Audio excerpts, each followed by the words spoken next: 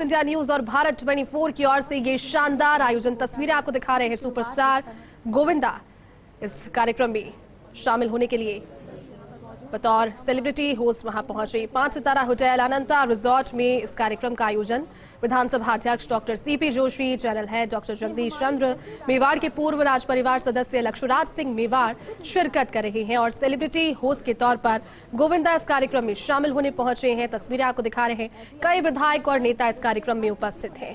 बेहद शानदार और लैविश ये कार्यक्रम फर्स्ट इंडिया और भारत 24 की ओर से 5 सितारा होटल अनंता रिजॉर्ट में कार्यक्रम आयोजित किया जा रहा है। ये तस्वीरें आपको दिखा रहे हैं। आप सभी लोग स्टेज पर आएं और स्टेज की शोभा बढ़ाएं और तालियां रुकनी नहीं चाहिए, प्लीज। बिल्कुल, इस कार्यक्रम में जब से मैंने शुरुआत की है यहाँ तालियों की बहुत कमी नजर आ रही है। देखिए, तालियां जैसा कि मैंने कहा कि सभी का उत्साह वर्धन करती है, चाहे वो एंकर हो चाहे फिर वो और कोई हो, क्योंकि त्रुटियां तो बहुत सारी होती रहती हैं। अपना समझ के माफ भी करते रहना चाहिए और अपना समझ के तालियां भी बजाते रहना चाहिए। सभी गेस्ट हमारे बीच में मौजूद है स्टेज पर और अब लैंप लाइटिंग की शुरुआत करते हैं। दीप प्रज्वलन, जो कि हमारी संस्कृति है, जब भी किसी कार्यक्रम की शुरुआत करते हैं तो दीप प्रज्वलित करते हैं, जिससे जो कार्यक्रम है वो बेहतरीन हो और इसी तरह से कार्यक्रम की शान बनी रहे, आप सभी की शान बनी रहे।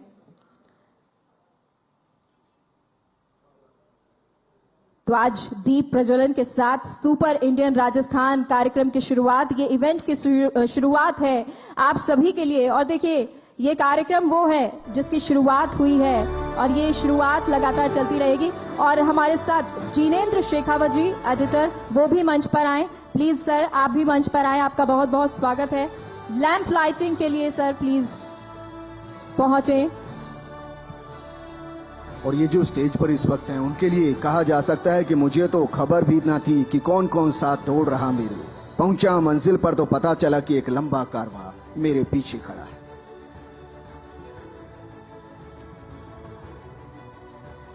तो आज लैंप लाइटिंग, इसके साथ विजेंद्र मान लेते हैं कि जो शुरुआत है वो बेहतरीन है उन सभी के लिए, जो कि इन लोगों से बहुत कुछ सीख के आप जा सकते हैं। देखिए, सीखने की वैसे तो कोई उम्र नहीं होती है, ये हमारे जगदीश चंद्र सर कहते हैं और वो कहते हैं कि सीखते रहिए, उम्र कोई भी हो। और इसलिए आज जब आप इनके अनुभव सुनेंगे, इनको सुनेंगे, तो आप बहुत कुछ यहाँ से लेके भी जाएंगे और ना सिर्फ आप लोग, हम भी बहुत कुछ लेके जाएंगे। क्योंकि अभी इनमें से डॉक्टर सीबी जोशी सर, जो कि अपने आप में संविधान की पाठशाला है, गोविंदा जी, जो अपने आप में बॉलीवुड के हीरो नंबर 1 है। और शानदार आयोजन होटल अनंता रिजॉर्ट में तस्वीरें आपको दिखा रहे हैं। मंच पर तमाम गणमान्य लोग उपस्थित हैं। विधानसभा स्पीकर सीपी जोशी शुरुआत करते हैं। ये उन सभी गेस्ट के लिए है जिन्हें आज सर फेलिसिटेट करेंगे, क्योंकि इन लोगों ने आकर आज हमारा मान बढ़ाया है, भारत 24 का मान बढ़ाया है।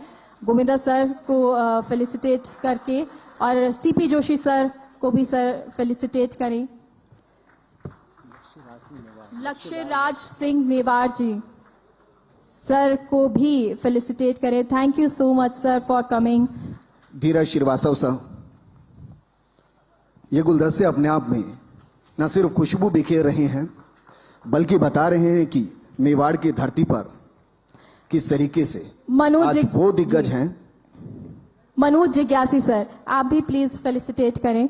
शमशेर सिंह सर, आप सभी का बहुत बहुत शुक्रिया यहाँ आने के लिए, स्टेज पर हम सभी के साथ होने के लिए। और हमारे editor Jinendra Shekhawat ji, sir please आप आगे आएं, आप यंग हैं और आपका स्टेज पे होना बहुत जरूरी है, तो आप भी आए और इस फेलिसिटेशन सेरेमनी को आगे बढ़ाएं। और मैं कहा, यही उनकी खासियत है कि वो सबको आगे रखते हैं और पीछे से सबको बैक करते हैं। जोरदार देखिए, तालियां बजाते रहिए, क्योंकि ये कार्यक्रम स्वागत के साथ ही शुरू होता है और जो हमारे बड़े हों या जो हमारे गेस्ट हों, मेहमान हों, उनका आदर होता रहना चाहिए, सत्कार होना चाहिए। है डॉक्टर जगदीश चंद्र का संबोधन आप सुनिए। शमशेर, डिग्नेटरीज, हमारे बहुत वैल्यूबल सपोर्टिंग क्लाइंट्स, उदयपुर के भाई बहन, आप सबका हार्दिक स्वागत है। भारत 24 एक नया नेशनल न्यूज़ चैनल है जिसे आप टाटा स्काई 531 पे देख सकते हैं। जितने नेशनल चैनल हैं देश में, आज तक से जी तक और टीवी 9 तक अच्छा काम कर रहे हैं सभी लोग, लेकिन उनका फोकस एनसीआर पे है, दिल्ली और आसपास के राज्यों पे। दिल्ली के बाहर वो लोग तब जाते हैं जब कोई स्कैंडल कहीं हो जाता है, बेंगलोर, कलकत्ता, अहमदाबाद। हम सही मायने में एक नेशनल चैनल हैं जो 29 राज्यों को कवर करते हैं, और स्टेट्स मेक द नेशन इस थ्योरी पे चैनल हम लाए हैं। और आप देखेंगे तो आपको ऐसा लगेगा कि सही मायने में एक राष्ट्रीय चैनल आप देख रहे हैं। फर्स्ट इंडिया न्यूज़ हमारा राजस्थान का वेंचर है जो आपके दिल में है, आपके करीब है, आप जानते हैं। तो हमने एक बुके बनाया है फर्स्ट इंडिया राजस्थान और भारत 24 का। साथ में हमारा एक अखबार निकलता है फर्स्ट इंडिया, वो राजस्थान, दिल्ली और मुंबई से निकलता है। तो कुल मिला के एक छोटा सा स्टार्टअप है हमारा एक ग्रुप जो है मीडिया के क्षेत्र में, और अपने अलग तरह से उसको करने में। अब राजस्थान में चुनाव आ रहे हैं, फिर 2024 में चुनाव आ रहे हैं, तो जनता के दिल में और जनता के करीब हम लोग रहते हैं। आज का जो फंक्शन है ये उसी श्रृंखला की एक कड़ी है कि जनता के करीब रहना है। कोई इनको ऐसा समारोह करते रहें, कोई इनको ऐसा बहाना मिलता रहे मिलने का आपस में एक दूसरे से, कुछ लोगों को प्रोत्साहित करने का, जो समाज के विभिन्न क्षेत्रों में काम कर रहे हैं उनको एक्नॉलेज करने का, इंस्पायर करने का।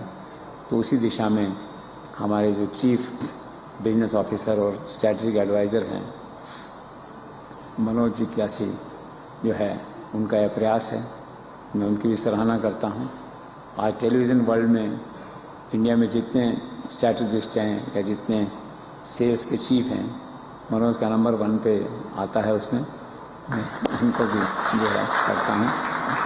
और धीरज भाई हैं हमारे बीच में, आप जानते हैं, सब फाउंडेशन का काम, उद्योगों को बढ़ाने का काम ये सब कर रहे हैं। तो कुल मिला के एक ये प्रयास है उदयपुर के लोगों को और निकट लाने का और जोड़ने का। और एक बहुत बड़ा वोट ऑफ थैंक्स जो है डॉक्टर सीपी जोशी साहब के लिए, जो बहुत मुश्किल से उन्होंने किसी तरह से एकोमोडेट किया है। क्योंकि ज़्यादातर जो लोग गेस्ट बनते हैं, वीआईपी बनते हैं, वो गुजरात गए हुए हैं, चाहे भाजपा के हैं या कांग्रेस के हैं। और जो गुजरात नहीं हैं तो किसी न किसी कारण से पहुंच नहीं पाते हैं। रामलाल जी आने वाले थे तो दातोसरा जी उनको ले गए मिशन में। राजनीति ऐसी है राजस्थान में कि हर कोई मिशन में खोया हुआ है और सामान्य जीवन थोड़ा सा डिस्टर्ब है, तो हमें भी गेस्ट लाने में दिक्कत होती है जो है। तो सीपी साहब ने हमारा हाथ थामा और आके यहाँ शोभा बढ़ाई जो है। और बाकी गोविंदा जी, लक्ष्यराज जी, ये तो सब स्टार लोग हैं। आप लोग आए, हमारा मान सम्मान बढ़ा। आपका थैंक यू सो मच। हम आपके करीब हैं दिल के, और भी दिल के करीब रहेंगे। जब भी हमारे लायक कोई सेवा हो हमें याद कीजिए। Thank you so much. शानदार ये कार्यक्रम। आई गेस सर आप यही प्रॉमिस करेंगे। और मुझे ऐसा लगता है सर की मुस्कान जब होती है ना मेगा, फिर कुछ पूछने की जरूरत नहीं, वो खुद में ही काफी है। चलिए तो शुरुआत करते हैं इस सेशन की।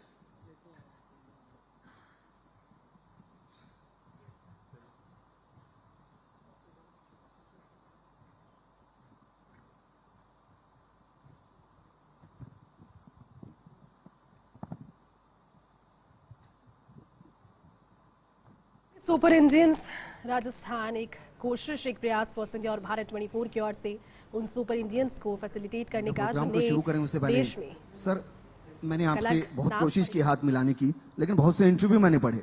मैंने सुना कि आप अगर किसी से हाथ मिलाते हैं तो उसकी अंतड़ियों में भी क्या फंसा है पता कर लेते हैं, क्या ये सच है?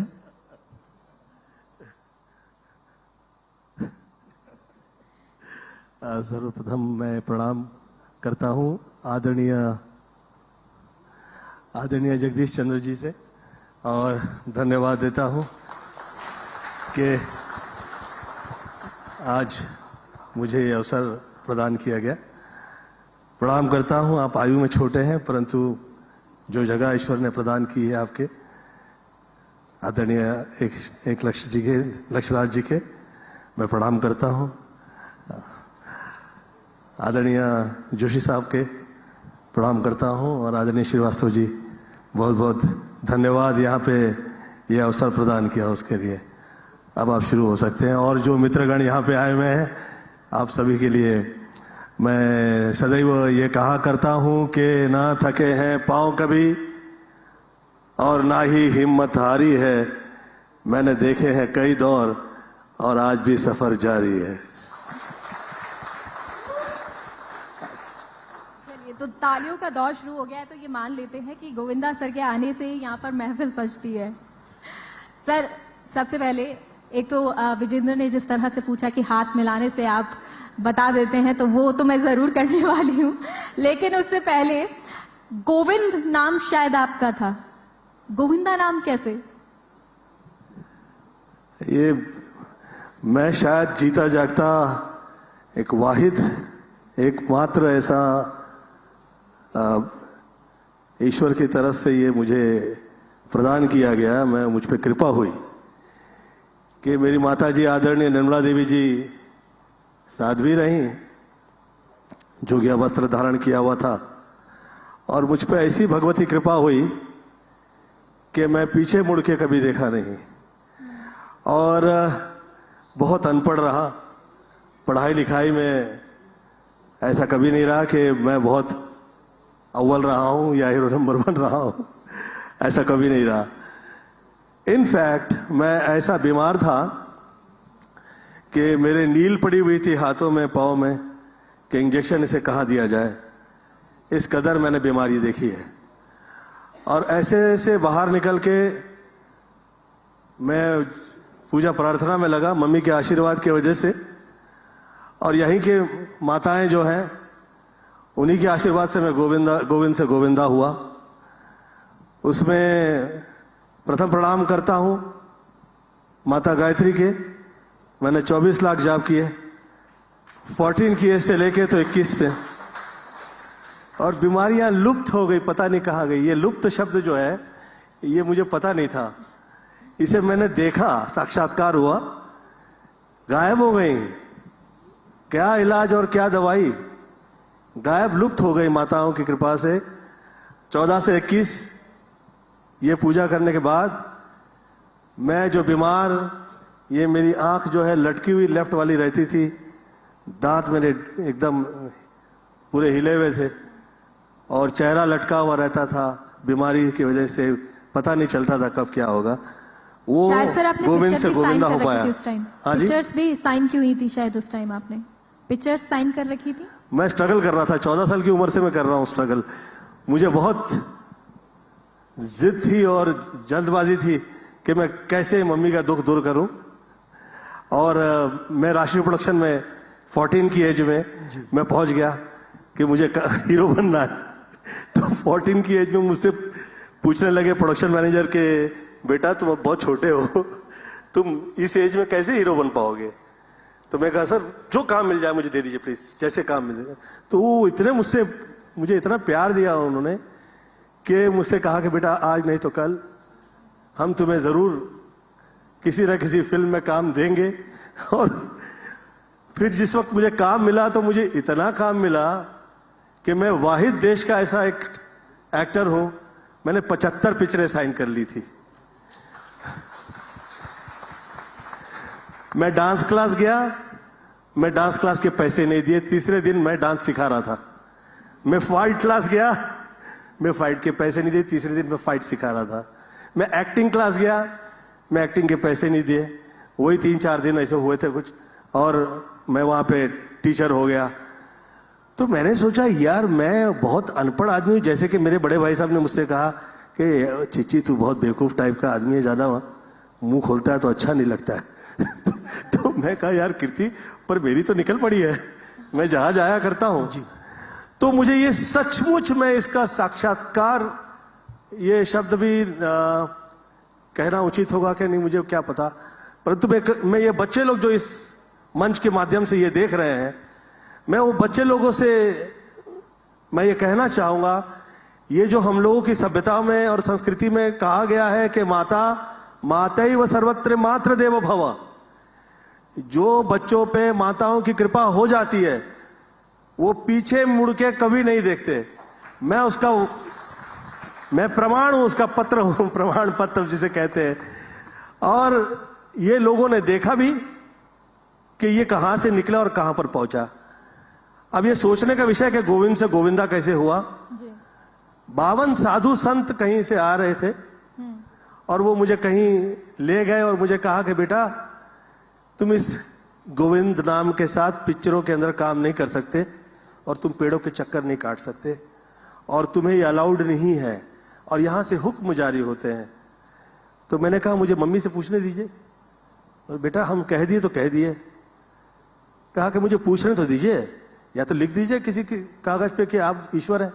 ऐसे कैसे लिख दूंगा, ऐसे तो नहीं लिख पाऊंगा। तो मैं मम्मी से पूछने गया। मम्मी कहा कि जाओ जाके कह दो कि तुम दक्षिण के गोविंदा हो। तो मैं जाके कह दिया हाँ जी आज से मैं दक्षिण का गोविंदा हूं। तो वो पूछने लगे कि दक्षिण का गोविंदा क्यों होता है।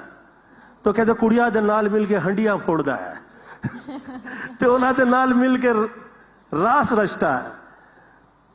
तो कहे कि ये तो आज ही पता लगा कि दक्षिण में गोविंदा है और वो स्त्रियों के साथ मिलके पूरी दुनिया में हंडिया फोड़ता रहता है तो ये कृपा मुझ पे हुई और ये नाम गोविंद से गोविंदा हुआ, गोविंदा नाम हुआ मिला। और मैंने शुरुआत में ही उसी वीक के अंदर आई साइन 14 to 15 फिल्म्स और फिर 75 पिक्चरें साइन कर ली और फिर पीछे मुड़ के देखा नहीं। सर 75 फिल्में आपने साइन की भी, तो क्या वहीं से ख्याल आया कि तुझे मिर्ची लगी तो मैं क्या करूं, ये बाकियों के लिए था? ये जो गाने आप लोग जो मेरी पिक्चरों के देखते हैं ये गाने मेरे ही लिखे हुए हैं और मैं कॉलेज में गाने लिखता था और मुझे बहुत शौक था कि मैं गाने लिखूं, कि डायलॉग लिखने का भी बहुत शौक था। तो मेरे डैड मुझसे कहने लगे गोविंद तू तेरे दिल से निकलती है आवाज तो तू लिखा कर, डोंट स्टॉप योरसेल्फ। क्योंकि शब्दों में ये सत्य है कि ब्रह्म होता है, परंतु जो आपके अंदर दैविक शक्तियां जो है जब बाहर निकल रही होती हैं तो उसे आप रोक लगा देते हैं डर के। तो उस डर से आप बाहर पहले निकले और जो आप काम कर सकते हैं आप ईमानदारी के साथ कीजिए। वो आहिस्ता आहिस्ता आप सब समझ जाते हैं कि काम कैसे किया जाता है और उसमें से आप क्या क्या कमाल कर सकते हैं। तो ये गाना जो ये है जो बहुत हिट हुआ जी, हाँ मेरे तो पिक्चरों के गाने बड़े पवित्र हैं मिर्ची लगी तो मैं क्या करूं, रास्ते से जा रहा था भेलपूरी खा रहा था ये सभी गाने ऐसे सुपर हिट है कि और ये सब मेरे लिखे हुए गाने हैं। तो मुझे बहुत अच्छा लगता है कि ये जो थॉट है ये सब ये देश के लिए तैयार किए हुए तो नहीं है, परंतु जो देसी है ये देसी है। तो गाने जिस वक्त देसी हुआ करते हैं और साथ साथ में वो शुरू हो और हंसी आ जाए कि वाह कि ये क्या है यार, ये अलग आइटम है तो उसमें महफिलों के माहौल तैयार हो जाते हैं उसी गाने के वजह से।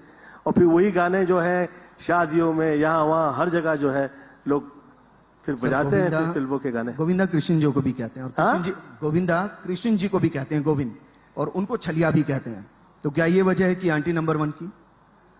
आंटी नंबर 1 जो है ये टाइटल जो है, मैं जिस जगह रहता हूं जू में, वहां से फर्स्ट टाइम मुझे पता लगा कि उसका नाम मोरगांव है। तो मैंने कहा यार मुझे तो पता ही नहीं था इसका नाम मोरगांव है जहां मैं रह रहा हूं, और ये समुद्र किनारे पे है। एक समुद्र वहां है, मैं चाहता हूं एक समुद्र यहां हो। तो एक मोरूची मावशी नाम का एक ड्रामा था, मराठी प्ले था, उसके 5000 से ज्यादा जो है प्ले हो चुके थे। वो पता नहीं कैसे कि मेरे दिल में आया कि मैं कहा इसके राइट्स में खरीद लूंगा, जिसका लंदन में भी बहुत कई हजार उस ड्रामे के प्रयोग हो चुके थे। चार्ल्स आंट उसका नाम था। तो चार्ल्स आंट से वो आ गया मोरूची मावशी, और मोरूची मावशी से हुआ आंटी नंबर 1। तो ये वो प्रयोग था जो ड्रामे जिसके 5000 से भी ज्यादा हो चुके थे। तो मुझे ऐसा लगा कि यार ये अच्छा राइट रहेगा, ये मूवमेंट करेक्ट है, तो आई स्टार्टेड दैट। सर आपने इतनी फिल्में की, बट हमेशा आपके लेट पहुंचने की शिकायत हमेशा रहती थी, उसके बारे में आप क्या कहेंगे? लेट शब्द जो है तब तक प्रॉब्लम नहीं है, आज तक ही है, लेकिन आज के बाद परंतु मेरे लिए ना वो मेरे गुरु हैं, मेरी देवी हैं। मैं उनके परे शायद ही जीवन देख पाता हूं। मैं थोड़ा सा इस मामले में थोड़ा पगला आदमी हूं, मुझे क्षमा कर देना। तो पहले दिन मैं कह दिया भैया अब आ सकती हो ना, तो आ जाओ, तो आ गई। सर अक्सर ये कहते हैं कि माँ बाप बच्चों को बिगाड़ते हैं, मैंने सुना है कि आपने माँ बाप को ही बिगाड़ दिया था। जी अक्सर कहते हैं कि माँ बाप बच्चों को बिगाड़ते हैं, मैंने सुना आपने माँ बाप को ही बिगाड़ दिया था, ऐसी आदतें डाली, पैर दबाने की। मैं सब बच्चे लोगों से जो इस मंच के माध्यम से ये शो देखने वाले हैं, मैं वो सब लोगों से कहूंगा कि आप कितना भी प्यार कीजिए माँ बाप के साथ, पर उसका प्रमाण दीजिए। प्रमाण आवश्यक है, तो वो प्रमाण जो देने की विधि है वो मात्र सेवा है। वो मुझे ऐसा लगता है कि जो बच्चे लोग जो है सिर्फ कहते हैं mummy I love you, mummy I love you, daddy I love you, अरे यार लव यू तो फिर क्या चलना, पाँव दबा, चल चप्पी कर, हाँ दिखाओ यार। ये प्यार जो है दिल में पड़ा पड़ा सड़ जाएगा, नहीं तो पता नहीं चलेगा। बहता पानी निर्मला होता है ना। You have to flow your love ना, उसे बाहर निकालो, प्रमाण दो यार हमें कि तुम हमसे प्रेम करते हो। तो मैं तो बहुत इस मामले में मैं बेझिझक, मुझे रास्ते में ऐसे किसी बुजुर्ग ने मिल गए तो मैं प्रणाम कर देता हूँ, और दिल करे तो मैं गला लग के मेरी अपनी प्यास भी बुझा लेता हूँ उनके साथ, मुझे अच्छा लगता है। मैं सोचता हूँ कि दिल की दिल में रह जाएगी तो क्या फायदा है। और किसी युवा स्त्री की तरफ देखता हूँ और मुझे बहुत सुंदर लगती है तो मैं उन्हें पूछ के उनसे गले भी लग जाता हूँ, मुझे प्रॉब्लम नहीं है। सर उनके पति को प्रॉब्लम हो तो बात अलग है। हाँ? उनके पति को प्रॉब्लम हो जाए तो बात पहले उन्हें पूछता हूँ कि भाई मैं बात तमीज में हूँ। यू हैव टू, ये दिल में रह जाती है जो प्रेम। बहुत सारे पंजाबियों का मैंने ऐसे देखा, मैं पंजाबियों के घरों में जाता हूँ, उनके घर में मैं पूछता हूँ यार मैं ना मेरी मम्मी के नाल बड़ा प्यार करना है। अच्छा जी फिर? ओ मैं यार बहुत साल हो गए मैं गया नहीं, बड़ी याद आती है ओदी, फिर पापा के पैसे नहीं भेज पाया तो बहुत दुख होता है। और फिर मैं कहा यार तू रहने दे अभी, जब तू वो लोग का ही नहीं हो पाया तो तू मेरा कैसे हो पाएगा यार। सही बात है। तो मेरा ये सोचना है कि यार जो दिल में है वो बाहर तो निकाल, चाहे जैसे निकाल। वो और वाइफ है, मैं रज के मैंने अपने परिवार की स्त्रियों को एंजॉय करवाया। मैंने सोचा था पहले से कि जिस वक्त मैं स्टार हो जाऊंगा, जो ये कभी नहीं कर पाई है वो सब करवाऊंगा। तो जो भगवान के कृष्ण के जो आप लोग चित्र देखते हो ना कि पैर दबा रहे हैं, बाल उनके संवार रहे हैं, कैसे संवारेंगे और क्या चोटी बनाएंगे, और उन्हें पूछेंगे कि आप ऐसा वस्त्र धारण करती हो तो कैसे करती हो। उन्हें पूछेंगे कि ये व्यवहार में कहीं हमारे से चूक तो नहीं हो गई। क्योंकि मुझे लगता है कि पुरुष जो है वो घर चलाता है और स्त्रियां दुनिया चलाती हैं। तो प्रथम गुरु जो है, मुझे लगता है कि गुरुओं से भी पहले, मैं क्षमा प्रार्थना करता हूं जो गुरु देख रहे होंगे, मैं प्रणाम करता हूं, दंडवत प्रणाम करता हूं, परंतु जो प्रथम आपका जो गुरु है वो आपके घर परिवार की जितनी सारी लेडीज हैं, पहले उन्हें पूछिए ये जो मैं कर रहा हूं ये राइट कर रहा हूं क्या। बहुत से मुझ जैसे अनपढ़ लोग जो हैं, वो लोगों के हाथ से गलती इसीलिए नहीं हो पाती कि पहले हम अपने माता पिता से, खास तौर पे मैंने मेरी माता से पूछा कि मैं ऐसा कर पाऊं। नेगेटिव थॉट भी आता होगा तो पहले मैं उन्हें पूछता था, पूरी नेगेटिविटी आती थी तो भी पहले मैं उन्हें पूछता था। तो ये that is the right way, that's how you can become from Govind to Govinda और हीरो नंबर 1 फ्रॉम हीरो। ऐसा तो नहीं था सर कि मुस्कुराहट के साथ सारी गलतियों को छुपा लेते थे। कोई किस्सा सुनाइए जहां आपने कुछ गलती की हो और मुस्कुराहट के साथ खत्म हो गई हो, कभी ऐसा हुआ? हाँ मैंने तो की है गलतियां और मुझे क्षमा भी मिल गई क्योंकि सब पढ़ा लिखा उस हद में नहीं था। मैं थोड़ा से उदाहरण दूंगा, मम्मी के मेरे बहुत ज्यादा चर्चा नहीं कर पाऊंगा, फिर वो ठहर जाता है मुझ में। वो थोड़ा सा उनकी व्यवस्था जो थी पूरी दैविक थी, और हम लोग के जो गुरुजी हैं वो जयपुर के थे, और जयपुर के इस भूमि की कृपा के वजह से, गुरु कृपा की वजह से हम लोग पे ये कृपा रही। तो मुझ में क्रोध, गुस्सा बहुत आता था, मुझे बहुत बीमारी से बाहर निकला था, तो मुझे बहुत सारे नेगेटिव थॉट्स आते थे। ये मुझे कमजोर समझता है, ये मुझे हल्के में ले रहा है, ये मुझे बेवकूफ समझता है, ऐसे सब बहुत थॉट्स आते थे मुझ में। तो मैं बहुत फाइट किया करता था।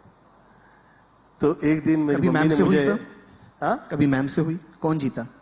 कभी मैम से हुई फाइट? नहीं, कौन नहीं, जीता? मैम तब की- मैं तब का नहीं, मैं बहुत पहले की स्मॉल बात कर- बच्चा था। मैं बचपने का वो डिस्कस कर रहा हूँ। तो उस वक्त मेरी माता जी ने भगवान कृष्ण की एक तस्वीर लाई और मुझसे कहा, गोविंद बेटा, ये भगवान कृष्ण की मैं तस्वीर तुम्हें भेंट करना चाहूंगी। ये देख, इनका जो लेफ्ट हैंड है राइट से ज्यादा राइट है, और इनका लेफ्ट पांव जो है वो राइट से ज्यादा राइट है। तो जब तक तुम राइट से ज्यादा राइट नहीं हो, कभी लाइफ में लेफ्ट यूज नहीं करो। तुम चाहते हो कि गोपियां, देवियां सब तुम लोग के समक्ष जितने जो है वो साथ तुम्हारे उपस्थिति में तुम्हारे बगल में आके खड़े हो जाएं, तो कभी लेफ्ट तब तक यूज नहीं करो जब तक कि तुम्हें ये न लगे कि ये जो तुम कर रहे हो कि भैया ये राइट से ज्यादा राइट है। जी सर, आपके बचपन के लिए जान लिया, आपकी मदर की प्रेम के लिए जान लिया, लेकिन आप जो बात कर रहे थे कि मुझे जो अच्छा लगता है मैं उससे गले लगता हूँ, आप सुपर स्टार हैं, आपके पास जब लड़कियां आती होंगी तो वो किस तो आपके गाल पे करती होंगी? मैं समझा नहीं, क्या बोल रही हैं आप? जब लड़कियां आपके आसपास आती होंगी, सुपरस्टार हैं, तो आपके गले तो वो खुद ब खुद लगती होंगी, किस करती होंगी, तब सुनीता मैम क्या कहती है? मेरे घर में ये आदेश है कि प्यार किसी भी हाल में गलत नहीं होता है और नफरत किसी भी हाल में सही नहीं है। तो जो जैसे जैसे भाव प्रदान कर रहा है और प्रेम कर रहा है, उसे कृपया करने दो, उसको please nobody will stop that. मतलब मजा आता है। हाँ हाँ, बहुत टाइम, कभी कभी 3-4 पैक होते हैं अंदर।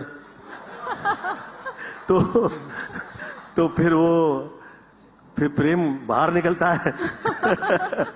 Govinda, love you darling, why not, क्यों नहीं, आप कृपया, मैं तो पूरी दुनिया के लिए, when you are a star, आप हैं तो जमीन पर ईश्वर ने, चंद्रमा ने आपको एक्सेप्ट कर लिया, चंद्रमा ने कबूल कर लिया। अभी आप ये नहीं कह पाएंगे कि ये मेरा घर परिवार है या यही मेरे अपने हैं। तो ये जो इतने प्यार कर रहे हैं बेवकूफ थोड़ी ना है, ये हम लोग के मेरे अपने हैं। और मेरे घर में जो पैसा आता है, आज ये मैं सच कह रहा हूं जगदीश जी, ये मैं इस मंच को एक्सेप्ट करने की बहुत बड़ी वजह मैं आपसे कहना चाहूंगा, वो ये है कि ये आर्ट एंड कल्चर का जो काम हो रहा है, ये हम लोगों के संस्कृति में कहा गया है सर्वम विष्णुमयम जगत। वो इसीलिए कहा गया है विष्णुमयम जगत कि ये आर्ट एंड कल्चर का काम हो या जो काम हो, किसी ना किसी के लग रहे हैं। तो जो लग रहा है, जो पैसा लगा रहा है, पहले उसका धन्यवाद तो दें भैया, क्योंकि वो उसका हार्ड अर्न मनी आपके साथ लगा रहा है। और वो हार्ड अर्न मनी जब लगा रहा है, उसको थोड़ी ना पता है कि ये गोविंदा हो जाएगा, ये आदरणीय अमिताभ बच्चन हो जाएंगे, ये आदरणीय दिलीप साहब हो जाएंगे, या ये वर्ल्ड के टॉप, कहीं किसी के माथे पे लिखा तो नहीं है। वो तो वैसे ही लगा देता है पैसे, जैसे कि यार चल बच्चा है, आगे बढ़ेगा, निकलेगा, अच्छा लगेगा। Sometimes they start like this, फिर they sometimes they get shock, यार तू तो वाकई, फिर स्टार जाए, फिर उसे दिखाए।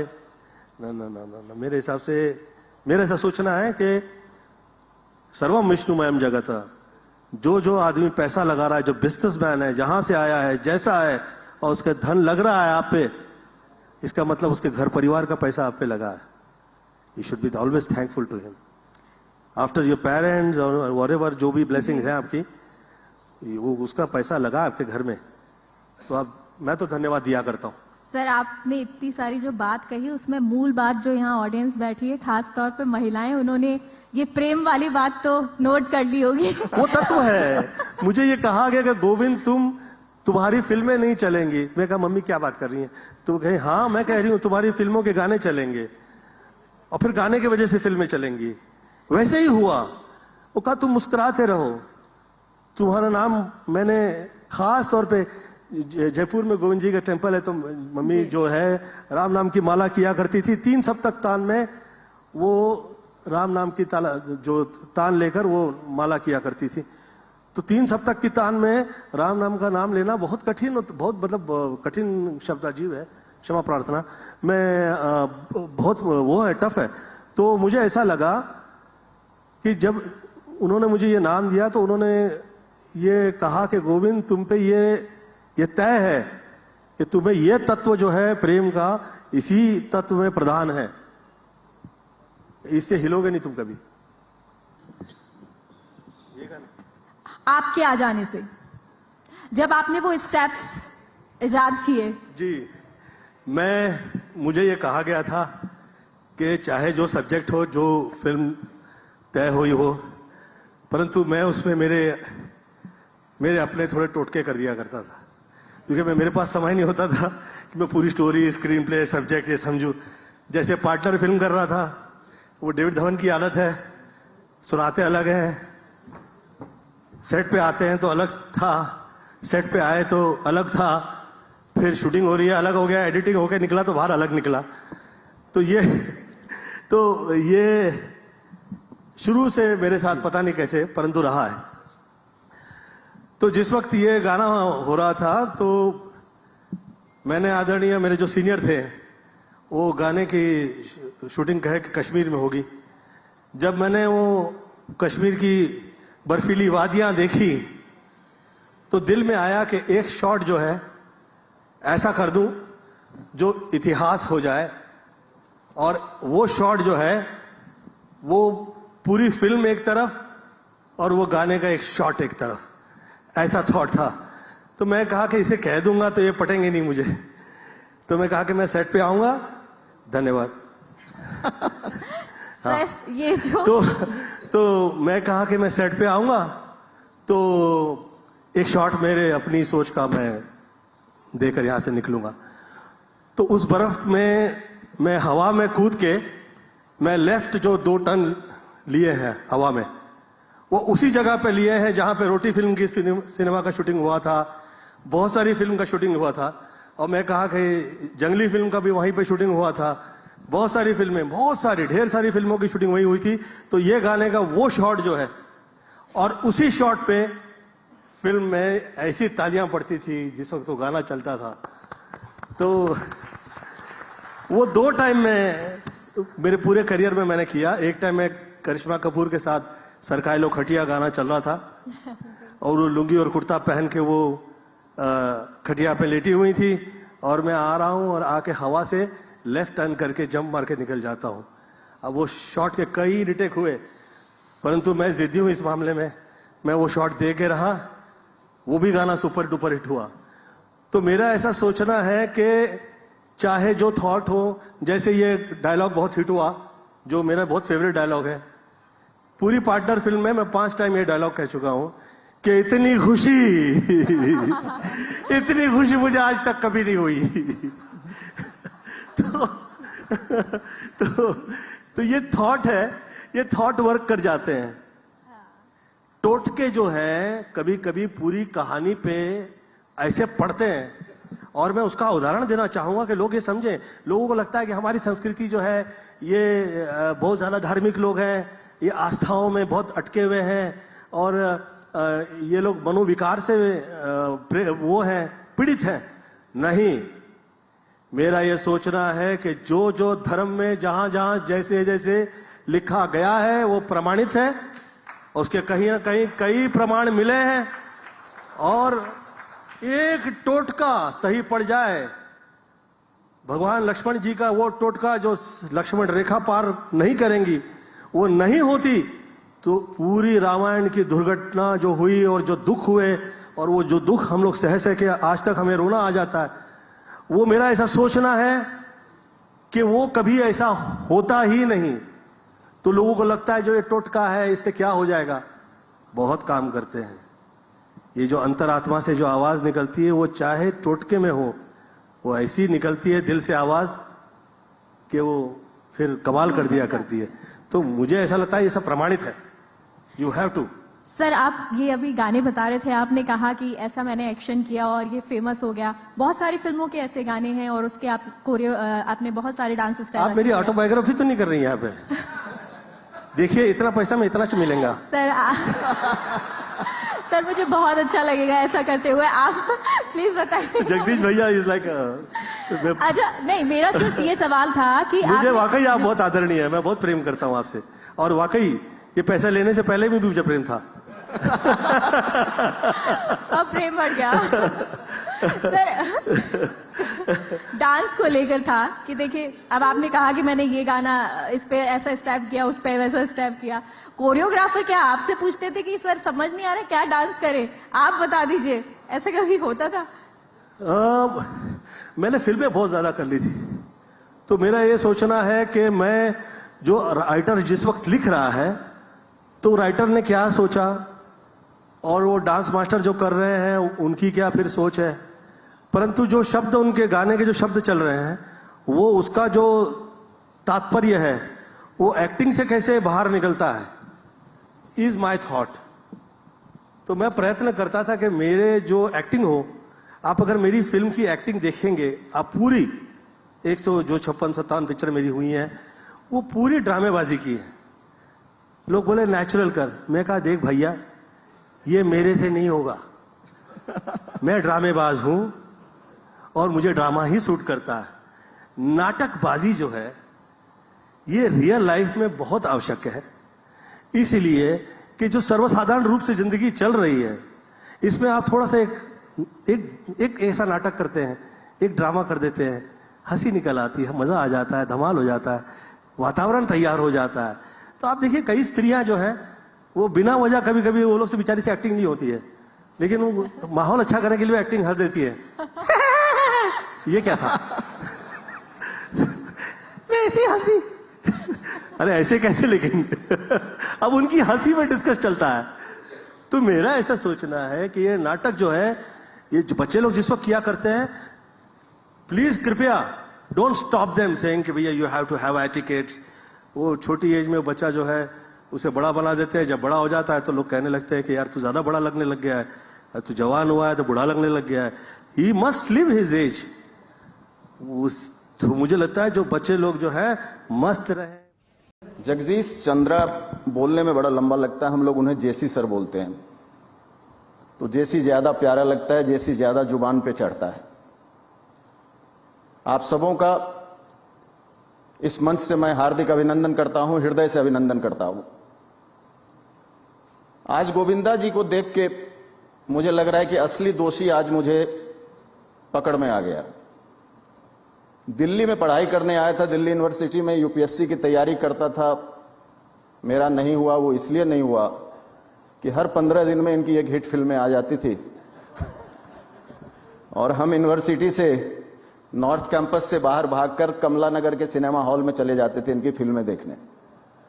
तो मुझे लगता है कि अगर मैं बहाना ढूंढूं तो एक बड़ा बहाना यह भी है कि इनके कारण मुझे यूपीएससी में नहीं हुआ। उदयपुर, आज मेरा पहला दिन है। मेरा सौभाग्य है, मैं इस चैनल से जुड़ा हूं, जेसी सर के साथ जुड़ा हूं, और वो भी उस शहर से जुड़ा हूं जहां सिर्फ उदय होता है, अस्त नहीं होता है। यहां से उदय होगा, ये शहर उदय का शहर है, ऊंचाई तक ले जाने का शहर है। कहते हैं कि उदयपुर में सारे सपने पूरे होते हैं, इसीलिए इसका नाम उदयपुर है। तो मुझे पूरा भरोसा है कि जो चैनल का सपना, जो चैनल को लेकर हमने सपना देखा है, जो जेसी सर ने, हमारे तमाम सहयोगियों ने जो सपना देखा है, और उस सपने को हम पूरा करेंगे, उसे मुकाम तक ले जाएंगे। 2 नाम हैं, एक फर्स्ट इंडिया, हमारा राजस्थान का चैनल, नंबर 1 चैनल, दूसरा भारत 24। और दोनों ही कहे तो इंडिया का मतलब भारत और भारत भारत, जहां सिर्फ हम देश की बात करते हैं, भारत की बात करते हैं, भारत के हित की बात करते हैं, भारत के लिए बात करते हैं, भारत के विकास के लिए बात करते हैं। आप अगर इस चैनल को देखेंगे तो इसमें जो हमारी मिट्टी की खुशबू है, देश को कैसे मजबूत किया जाए, एक अखंड भारत की बात होती है, उस भारत की बात होती है, उस नए भारत की बात होती है जिसका सपना हम सब ने देखा है। जैसा कि हमारे सीईओ सर ने कहा कि हम दिल्ली तक सीमित नहीं हैं। आज जब उनसे बात हो रही थी तो उन्होंने कहा कि हम उन लोगों तक पहुंचेंगे जहां टेलीविजन, जहां खबर के लिए जहां कोई व्यक्ति पहुंच नहीं पाता है, उन व्यक्ति तक पहुंचेंगे जो खबरों के एजेंडा में नहीं होता है। एजेंडा शब्द मैं इस्तेमाल कर रहा हूं। हम टियर 3, टियर 4, 5, 6 छोटे कस्बों तक जाएंगे, कस्बों की बात करते हैं, छोटे लोगों की बात करते हैं, उनकी बातों को उठाते हैं, उनकी आवाज बनते हैं। तो यही मकसद है इस चैनल का, और मैं अपने आप को सौभाग्यशाली मानता हूं कि इस चैनल। तस्वीर आप देखिए। और इस पूरे राजस्थान की तरफ से बहुत स्वागत करता हूं, इस्तकबाल करता हूं। जेसी साहब के द्वारा इस इनिशिएटिव में विशेष तौर पर हमारे मुख्य अतिथि राजस्थान के स्पीकर साहब सीपी जोशी साहब, लक्षराज सिंह जी, जेसी साहब, गुलाबो जी, शमशेर सिंह जी, आज आप सबका इस प्रोग्राम में बहुत स्वागत और आगे के लिए अपनी तरफ से शुभकामना। ये जो सुपर इंडियंस का जो इनिशिएटिव लिया गया है, ये बहुत माकूल एक एप्रोप्रिएट इनिशिएटिव है, और मेरा ये ख्याल है कि आने वाले वक्त में ये और तरक्की करेगा।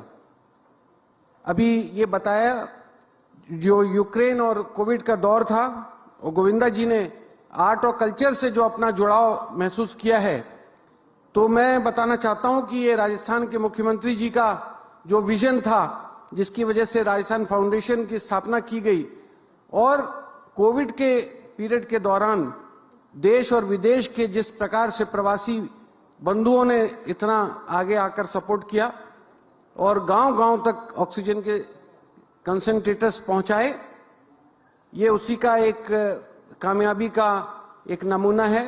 और यूक्रेन के दौरान भी जो स्टूडेंट्स को घर घर पहुंचाने की जो कोशिश जो सार्थक हो पाई, उसके पीछे भी यही विजनरी इनिशिएटिव था।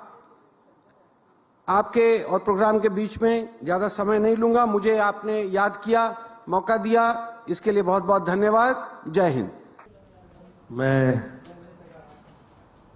इससे पहले ये कभी किया नहीं हूं, तो पहले ही क्षमा प्रार्थना कर देता हूं। एक आम आदमी की आवाज आम आदमी तक पहुंचना बहुत जरूरी होता है। मैं चाह रहा था कि ये जिस वक्त हो, तो कि मैं शुभकामनाएं देता हूं कि आपका व्यापार जो है बहुत बढ़े।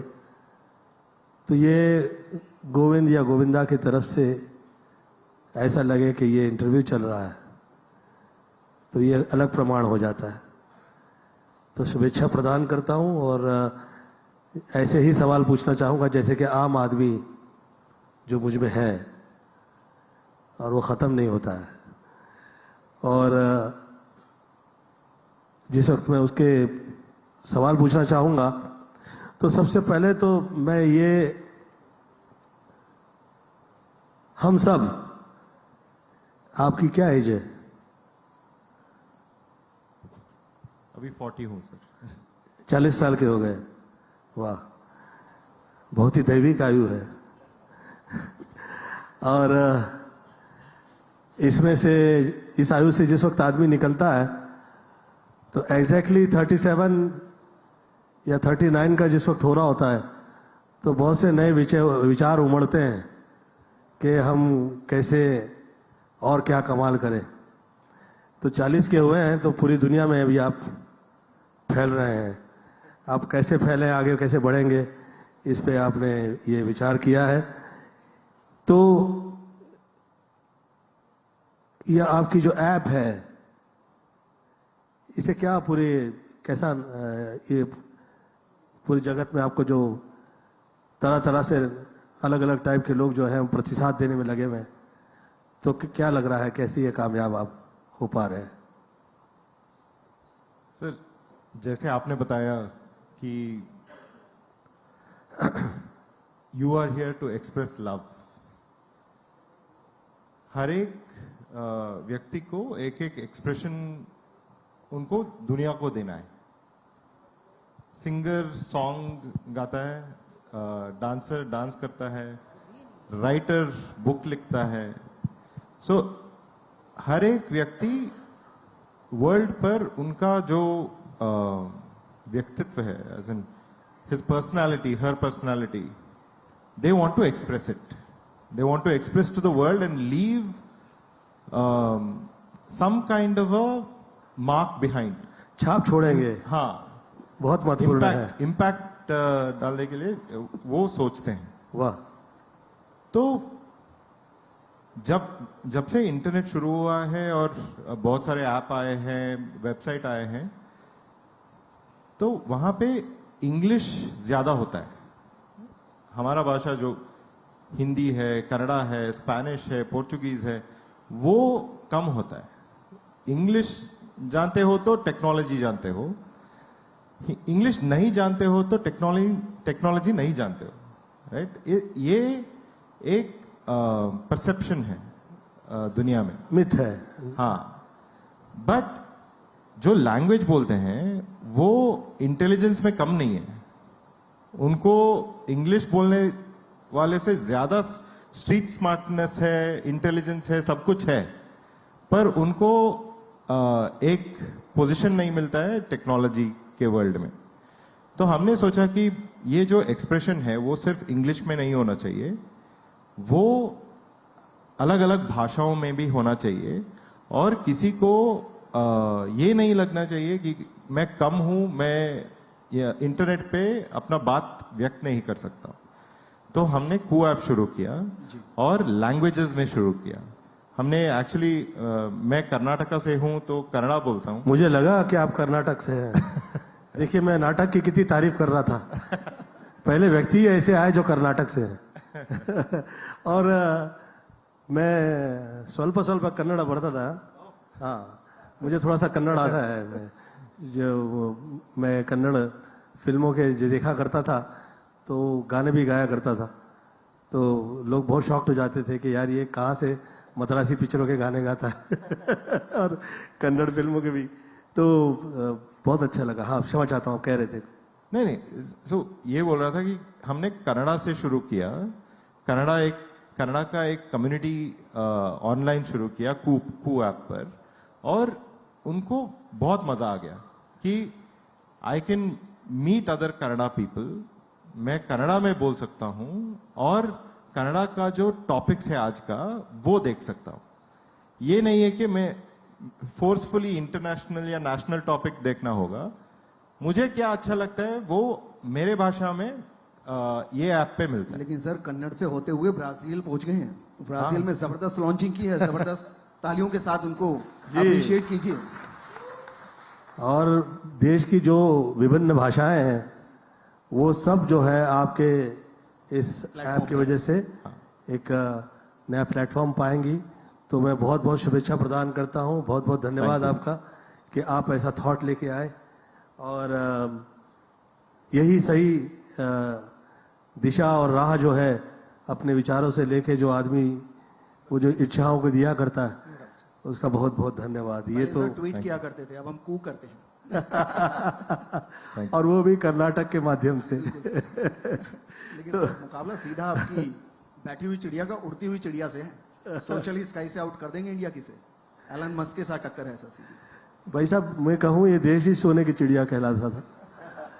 तो मेरा ऐसा सोचना है कि जो देश में जो सोने की चिड़िया जो है, जो हुआ करता है, था और सदैव रहेगा, वो उसे मात्र पैसे से जो तोलते हैं, वो देश और हालात में वो अलग टाइप के सोचने लगते हैं। परंतु जो देखें अगर अध्यात्म में, और अगर आप और किसी विषय में देखें, तो आप ऐसा लगता है कि जैसे कि हमारे जैसा पैसा किसी के पास नहीं है। हम लोग के जैसे साधु संत पीर फकीर और ऐसे ऐसे लोग जो हैं यहाँ पे, ये और कहीं पे कहीं भी देखेंगे नहीं आप। बिल्कुल। तो सर बताइए ना, विदेशों ये में जो कैसा आपका response मिला? ये जो आपका अपनी जो ये सोच है, ये पहल है, ये भी किसी मुझे लगता है कि वही कल्पना है जो अच्छे अच्छे साधुओं की हुआ करती है, मुझे ऐसा लगता है। क्योंकि क्या देश में, क्या साल में आप क्या चीज ला रहे हैं और क्या नया माध्यम दे रहे हैं, इज अ थॉट। अब वो थॉट क्या साल में हिट होगा, कितने साल बाद हिट होगा, वो आपका विषय नहीं है। क्योंकि मुझे ऐसे बहुत से लोग हुआ करते थे, एक आदमी जो है अवतार पिक्चर बनाने में लगे थे, तो मुझे बुलाया, हालांकि अवतार टाइटल मैंने ही दिया तो हाँ, तो मैं कहा कि भैया ये पिक्चर आपकी जो है ये 7 वर्ष से तैयार नहीं होगी। तो अंग्रेज आदमी था, बहुत भड़क गया मेरे पे, कहने लगा कि भैया ये हाउ कैन यू से, I have got all money, everything is done, how can you से लाइक दैट कि 7 वर्ष पिक्चर नहीं होगी। मैं कहा भैया आपकी इच्छा का ईश्वर दिखाना चाहते हैं, वो भारतीय, जिसे आप उसे लंगड़ा दिखाना चाहते हैं। आपकी इच्छा में आप इतने भिड़ गए आपके प्रेम में कि आप इस हद में जा रहे हैं कि आपने ईश्वर से पंगा ले लिया है। तो आप दिखा तो पाएंगे, परंतु 90वें वर्ष में आप कामयाब होंगे। वो ठीक पिक्चर जो है 90वें वर्ष में लगी और वो कामयाब हो गया, सुपरहिट हुआ। लेकिन सर जो कू पिक्चर देश में रिलीज हो रही है तो ना, आपका सुपरहिट जो हो रही ये है। थॉट है, ये जो कू थॉट है, जो मुझे ऐसा लगता है कि मैं ईश्वर से प्रार्थना करता हूं कि आप सामंजस्य तैयार कर पाए और जिससे तकलीफें बाहर निकले, ऐसी मेरी प्रार्थना है। बहुत बहुत शुभेच्छा प्रदान करता हूं, धन्यवाद आपका। लेकिन सर जानना चाहेंगे कि इंटरनेशनल प्लेटफॉर्म पे आपने कू को लॉन्च किया है, एलन मस्क के सीधी टक्कर है आपकी, सेम टेक्नोलॉजी है, कैसे compete करेंगे? So, one is a rational answer, one is an irrational answer. Emotion से, right? I'll tell the emotion first. वही ज्यादा महत्वपूर्ण है, आप कहिए। हाँ। कृपया, क्योंकि जो आम आदमी देख रहे हैं तो दिल से आवाज निकलती है तो दिल तक पहुंचती है। So, आप अगर देखेंगे तो दुनिया में जो भी टेक्नोलॉजी कंपनीज हैं, उनके सभी हेड ऑलमोस्ट इंडियन हैं। और ज्यादा लोगों को समझ आए और ज्यादा लोग हेल्थ इंश्योरेंस खरीदें और ज्यादा कवर का भी खरीदें। लेकिन सर आपके तो खुद के ही जो एडवर्टीजमेंट होते हैं वो काफी इंफॉर्मेटिव होते हैं सर, कुछ करने की जरूरत नहीं, बस इनका ऐड देख लीजिए, आपको पता चल जाएगा क्या करना है। तो ये बताइए सर, ऐसे में मीडिया या फिर कोई मार्केटिंग टीम वो क्या भूमिका निभाए फिर पॉलिसी बाजार के कारोबार को आगे बढ़ाने में, पब्लिक तक पहुंचने के लिए? आई थिंक इंश्योरेंस एक ऐसी चीज है कि एक कहावत है ना कि बात कड़वी है लेकिन सच है। तो ये भी कुछ ऐसी बात है कि कई बार हम जब इंश्योरेंस की बात करते हैं तो ऐसे इंसिडेंट्स की बात करनी पड़ती है, जैसे मैंने बीमारियों का एग्जाम्पल दिया। अब कोई नहीं चाहता उसे बीमारी हो, मैं भी नहीं चाहता, लेकिन है सच्चाई जीवन की जो कभी भी आपके सामने आ सकती है। अब आप आंखें बंद करके इसे अवॉइड तो कर नहीं सकते, आप इसके लिए प्रिपेयर्ड जरूर रह सकते हैं। तो सारे एड्स के माध्यम से भी हमेशा यही प्रयास होता है, यही बताने का कि मान लीजिए थोड़ी सी भी पॉसिबिलिटी है ये चीज होने की, और अगर ये हो जाए तो क्या आप उसके लिए प्रिपेयर्ड हैं। अगेन थोड़ा सा सीरियस इशू है, पर बहुत कॉमनली हम देखते हैं कि ऐसी कोई बीमारी हो जाए तो एक आम मिडिल क्लास इंसान के पास इतनी सेविंग्स होती नहीं है कि वो बस बैंक से पैसे निकाले और उसका बिल भर दे। काफी लोगों को अपने एसेट्स बेचने पड़ते हैं, काफी लोगों को जो जीवन भर मेहनत करके उन्होंने एक सेविंग्स की है, पूंजी कमाई है, कई लोगों की पूरी खत्म हो जाती है एक झटके में। कई लोगों के घर बिक जाते हैं, ये सच्चाई है। और कोई जरिया भी नहीं है उस इंसान के पास इन लाखों के बिलों को भरने का इंश्योरेंस के सिवाय। तो इस कड़वी बात के रूबरू होना पड़ेगा, इसको समझना पड़ेगा और उस पर एक्ट करना पड़ेगा। सिर्फ सोच के हामी भर के कि हाँ जरूरी है और कुछ ना करना, ये बात भी सही नहीं है। सर तभी तो देखिए ना, श्रेयांश है हमारे साथ, 3 दोस्त हैं, ये कोटा से हैं, और इन्होंने एक एप्लीकेशन शुरू की आयु के नाम से। आयु अपने आप में काफी शब्द है सर, भगवान सबको दीर्घायु दे। क्या साल में आपने शुरू किया? सर मैंने शुरू किया था जब मैं 26 वर्ष का था। और ये ईयर क्या था? ईयर था 2017। 2017।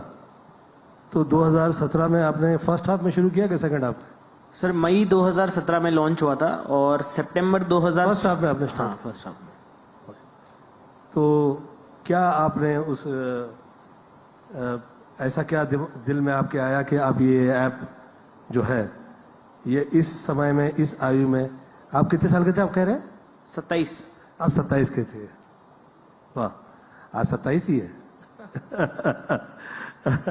तो क्या ऐसे दिल में आया कि आप ये जो स्टार्ट किए और इसे आयु से आपके दिल में आया कि आप जोड़ें? तो थोड़ा सा लोग भी ये जानना चाहेंगे कि ये कैसे आपके दिल में आया और कैसे आप आगे निकले। तो सर 2014 में मैं और मेरे 2 मित्र निखिल और साइदा, हम बचपन के दोस्त हैं, और 2014 में मेरे फादर के स्लिप डिस्क की इशू हुई और वो सरकारी डॉक्टर थे। उस टाइम वो जा नहीं पा रहे थे अपनी बीमारी की वजह से।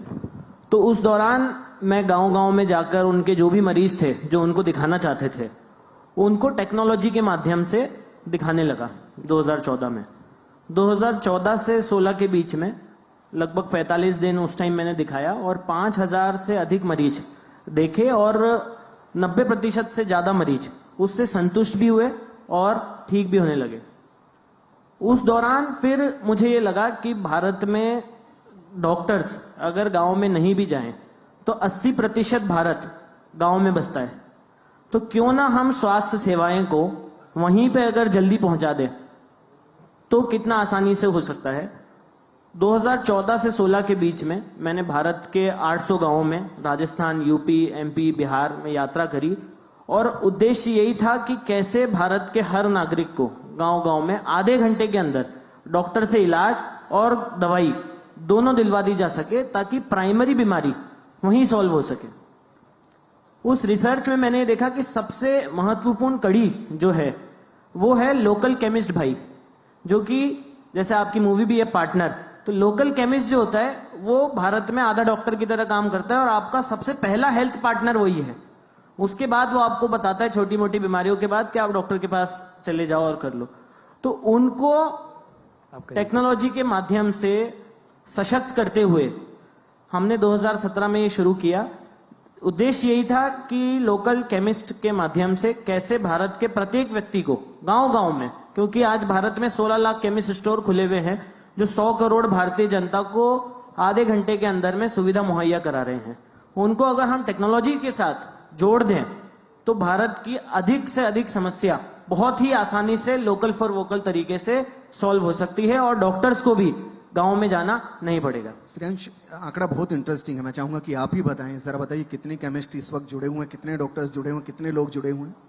आज की तारीख में सर भारत के 35 लाख परिवार हमसे जुड़े हुए हैं, 40,000 से ज्यादा भारत के रिटेल केमिस्ट हमारे साथ जुड़े हुए हैं और 5,428 डॉक्टर्स 24 घंटे सुविधा मुहैया करा रहे हैं और अधिकतम लोगों को 90% लोगों को 1 घंटे के अंदर ही डॉक्टर से इलाज और दवाई दोनों एकदम लोकल तरीके से, ट्रस्टवर्दी तरीके से, किफायती तरीके से उनके पास पहुंच रहा है। वाह, मेरा ऐसा सोचना है कि मैं ऐसा लकी आदमी हूं कि कला अग्रे सरस्वती कर मध्य महालक्ष्मी कर मूले गोविंदम, तो रह रह के जो मेरी जो कल्पना है वो मूल पे आ जाती है। आज मुझे इस मंच का मूल उद्देश्य जो है, आदरणीय जगदीश जी से मैं बहुत धन्यवाद दूंगा कि आपका ये मूल उद्देश्य जो आज मुझे समझ में आया कि बहुत से लोग जो हैं इसे समझें, देखें और पढ़ें, वो इसलिए कि आप जो यहाँ पे ये देश के जो ये यंगस्टर्स जो हैं जो आगे निकल के आए हैं इस मंच पे, और ईश्वर से प्रार्थना है कि आप लोग आगे निकलें। एक उसमें जो है वो स्वास्थ्य प्रधान है, एक उसमें जो है वो भाषा प्रधान है, समाज प्रधान है, और एक जो है वो सेवा प्रधान है। तो ये सब लोक कल्याण के कार्य है और कल्याण जो है भौतिक, दैविक, आध्यात्मिक तरह तरह का कल्याण हुआ करता है, परंतु मुझे लगता है जो लोक कल्याण के लिए जो जैसे सेवाएं प्रदान करता है वो सब कल्याण के साथ जुड़ जाता है और आप लोग वो काम कर रहे हैं।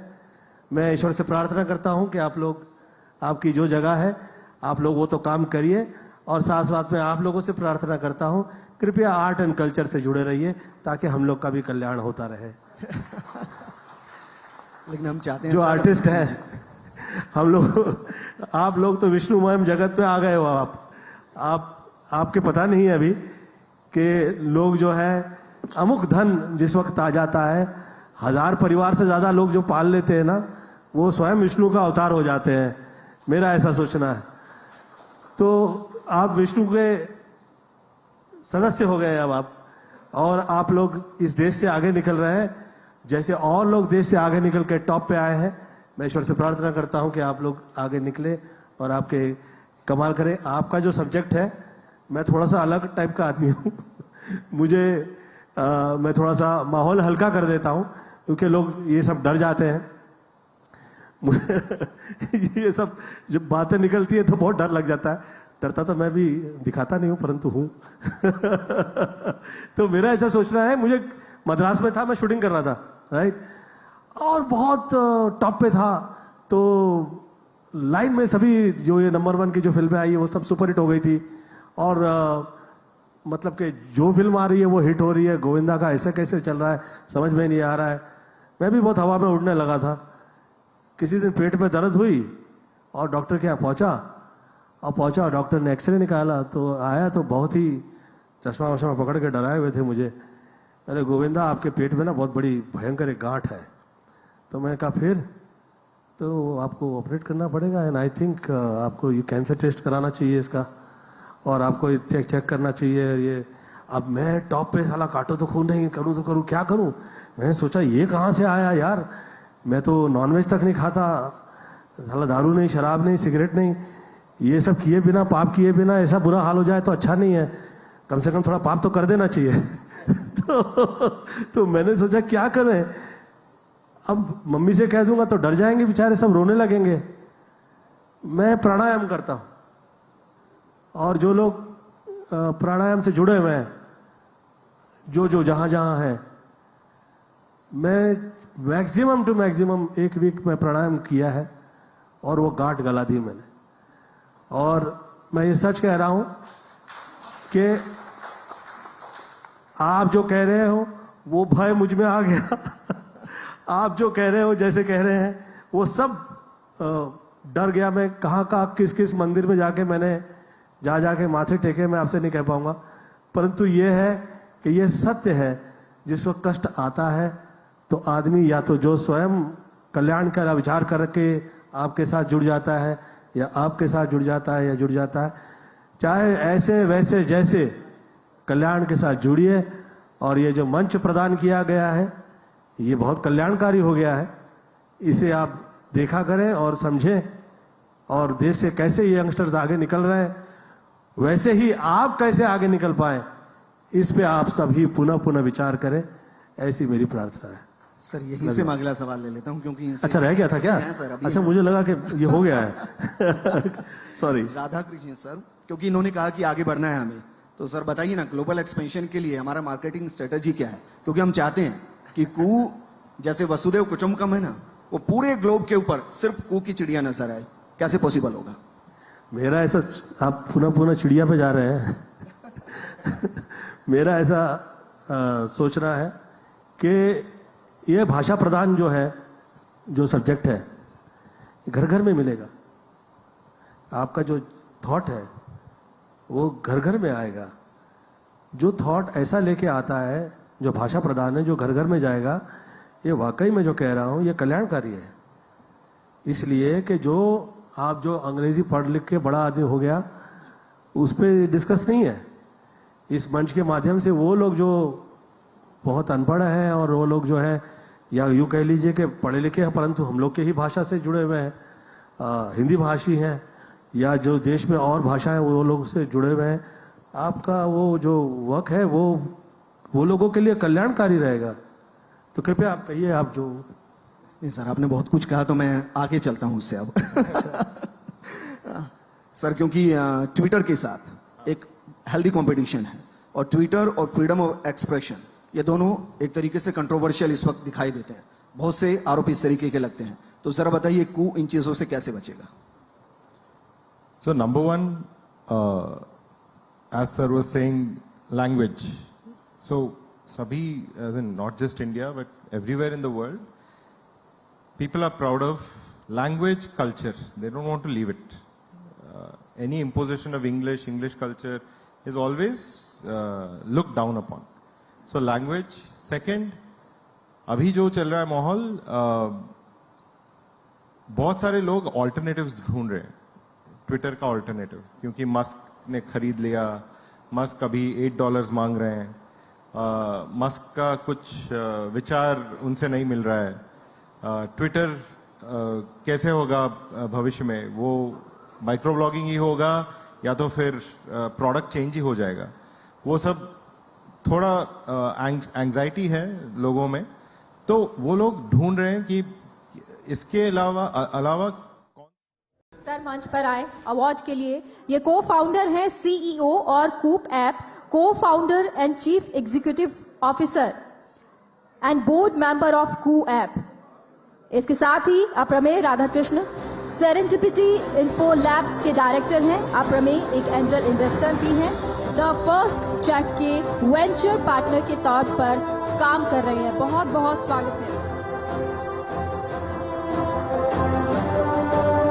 ये अवार्ड उनके जोरदार तालियों के साथ, ये वाकई में एक बड़ी उपलब्धि है। Please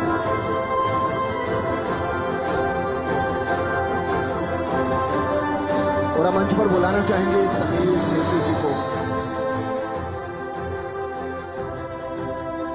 Sameer Sethi ji, VP marketing policy बाजार.com, VP and head of brand marketing for policy Bazaar. इसके साथ समीर सेठी को ब्रांड और कस्टमर मार्केट में कई सालों का तजुर्बा है। Content marketing, market research and social media जैसे टॉपिक में वो काफी एक्सपर्ट।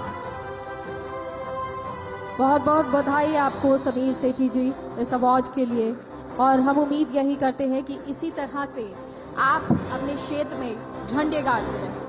श्रेयांश मेहता जी, को फाउंडर आयु एंड आयु केमिस्ट MIT मणिपाल से एक इंडस्ट्रियल इंजीनियर है Shreyansh. India largest online library indiareads.com के को फाउंडर हैं, और इसके साथ ही गांव और सेमी अर्बन इंडिया में डिलीवरी से जुड़ी समस्याओं को दूर करने के लिए समीर ने आयु ऐप की है, जिसके लिए वो कई अवार्ड से नवाजे जा चुके हैं। प्राइड ऑफ कोटा अवार्ड 2022 से भी उनको नवाजा गया है। बहुत बहुत स्वागत है आपका और बहुत बहुत बधाई आपको। और अब बुलाना चाहेंगे डॉक्टर समीर भाटी को, डायरेक्टर हैं star imagine and path lab private limited, director of diagnostic lab and star imagine and path lab private limited and Janata x-ray clinic private limited. इसके साथ ही doctor Sameer Bhati covid vaccine awareness committee के member भी हैं और star wellness and care foundation की founder भी हैं। 25 सालों से हेल्थ केयर सेक्टर में डॉक्टर समीर भाटी ने अपना महत्वपूर्ण योगदान दिया है, और अभी भी कोरोना के दौरान डॉक्टर समीर ने कोरोना से जूझ रहे मरीजों और उनके परिवारों की मदद की है। बहुत बहुत आपको बधाई हो डॉक्टर समीर भाटी जी। और next awardee mister Rahul Agarwal. हालांकि राहुल अग्रवाल जी यहाँ नहीं है। On his behalf I would like to request come on stage doctor MM Mangal ji, जो ये रिसीव करेंगे अवार्ड। आपको बता दें, Rahul Mangal principal and dean Pacific medical college and hospital. Rahul Agarwal उन लोगों के लिए इंस्पिरेशन है जो लाइफ में कुछ करना चाहते हैं और अपने सपनों को साकार करना चाहते हैं। गंगापुर सिटी के राहुल का जन्म एक मिडिल क्लास फैमिली में हुआ और आज वो एक सफल बिजनेसमैन है। अब तक राहुल उदयपुर और राजस्थान की कई सिटीज में मैनेजमेंट इंस्टीट्यूशन खोल चुके हैं। 100+ कॉलेज और 15,000 से ज्यादा स्टूडेंट उनके कॉलेज में एनरोल्ड हैं। राहुल अग्रवाल ने अपनी कड़ी में मेहनत और बुलंद हौसलों के सपनों को साकार किया है। और अब मंच पर बुलाना चाहेंगे डॉक्टर अजय हार्जिया जी को, director and cancer specialist Devi Ahilya cancer अस्पताल। जोरदार तालियों के साथ उनका स्वागत कीजिए। कैंसर को हराना है, भारत को जिताना है की सोच को ध्यान में रखकर बिना कीमो, बिना रेडिएशन से कैंसर जैसी घातक बीमारी का इलेक्ट्रो होम्योपैथी मेडिसिन द्वारा इलाज कर रहे हैं। कैंसर के मरीजों को जीने की एक नई आशा इलेक्ट्रो होम्योपैथी मेडिसिन के रूप में मिलती है, जिसके चलते भारत के अलावा दूसरे देशों से भी मरीज आपसे इलाज प्राप्त कर रहे हैं। आपको भी बहुत बहुत बधाई हो। और अब नेक्स्ट अवार्डी की तरफ बढ़ते हैं। डॉक्टर राजेंद्र कछावा, डायरेक्टर अर्थ डायग्नोस्टिक। बहुत आप लोग सभी तालियां जरूर बजाते रहिए, देखिए, क्योंकि इससे उत्साहवर्धन होता है, सभी को खुशी मिलती है और जो ये अवार्ड लेने पहुंचे हैं उनको लगता है कि हाँ, हमने जो किया उसमें और बेहतर कर सकते हैं। अब डॉक्टर राजेंद्र कछावा जी को बुलाना चाहेंगे। डॉक्टर राजेंद्र, डायरेक्टर अर्थ डायग्नोस्टिक।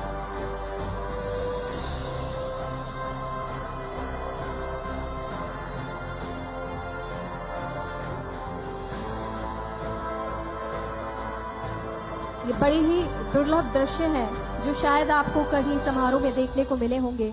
इतने बड़े दिग्गज हैं, सभी लोग यहाँ पर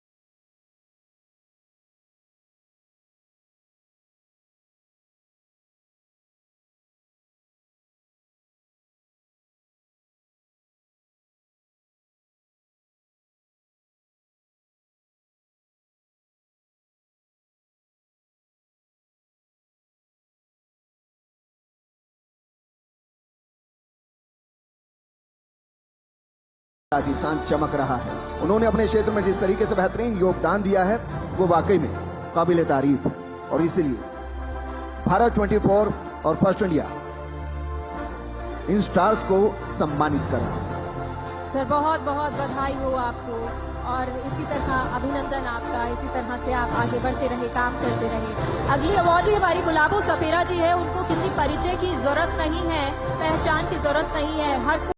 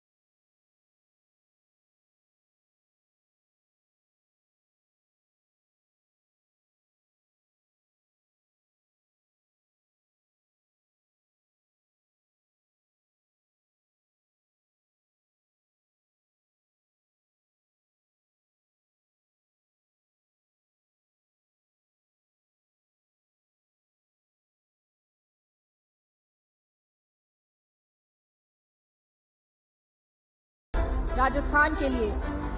अगले हमारे अवॉर्डी हैं नेहरू खान, एनके इंजीनियरिंग। नेहरू खान मेव और एनके इंजीनियरिंग के डायरेक्टर होने के अलावा सामाजिक क्षेत्र में भी अग्रसर हैं। सर, आपका बहुत बहुत स्वागत और साथ ही बहुत बहुत बधाई। आपके द्वारा युवाओं को मशीनों में ट्रेन कर युवा सशक्तिकरण को बढ़ावा दे रही हैं। साथ ही आपके द्वारा कोरोना काल में भी विशेष महत्वपूर्ण कार्य किए गए हैं, जैसे सेंसर वाली घंटी, सेंसर, सैनिटाइजर मशीन इत्यादि। इसमें आप बेहतरीन काम कर रही हैं। और मंच पर बुलाना चाहेंगे नीति गोयल जी को। फाउंडर हैं नारी नीति। कोरोना काल में नीति गोयल जी ने महत्वपूर्ण योगदान दिया और उस योगदान को कभी देश भुला नहीं सकता और भारत 24 और फर्स्ट इंडिया उन्हें सम्मानित कर रहा है। उन्होंने कोविड-19 में 80 लाख से ज्यादा भोजन, 60,000 से ज्यादा राशन किट लोगों में बांटे। Mehboob Khan, founder कार्टर्स blue. हाथों में स्वाद, खाने में जायका और पैशन कुछ कर जाने का 2007 में अपनी इस खूबसूरत जर्नी की शुरुआत करने वाले महबूब खान आज कई शहरों पर मुस्कान ला रहे हैं। आपको भी बहुत बहुत बधाई महबूब खान जी। महबूब खान जी मंच पर आए और अपना सम्मान ग्रहण करें। 2007 में बांद्रा में एक छोटी सी शॉप से शुरुआत करने वाले महबूब।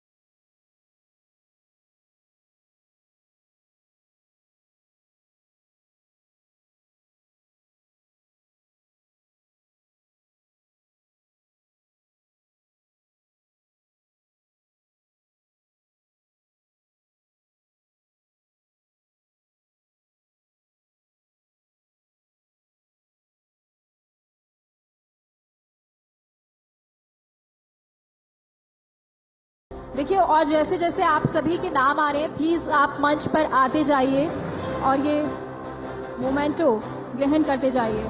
डॉक्टर अरविंदर जी भी हमारे साथ अब मंच पर आ गए हैं। सर, बहुत बहुत आपका शुक्रिया इस सहयोग के लिए। Sir, world record holder for academic excellence, MBBS, MG and MBA, gold medalist from IIM Indore.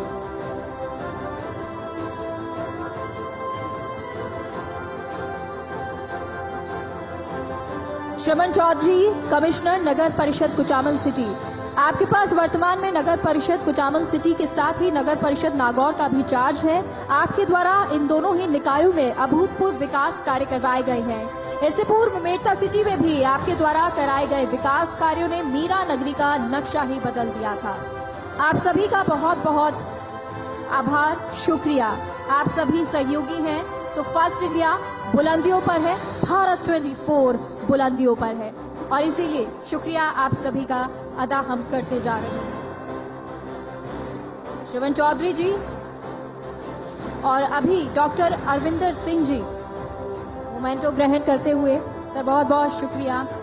आगे श्रीमती मीतू बोथारा, मीतू जी प्लीज आप भी स्टेज पर आएं, चेयरपर्सन है नगर परिषद नागौर की।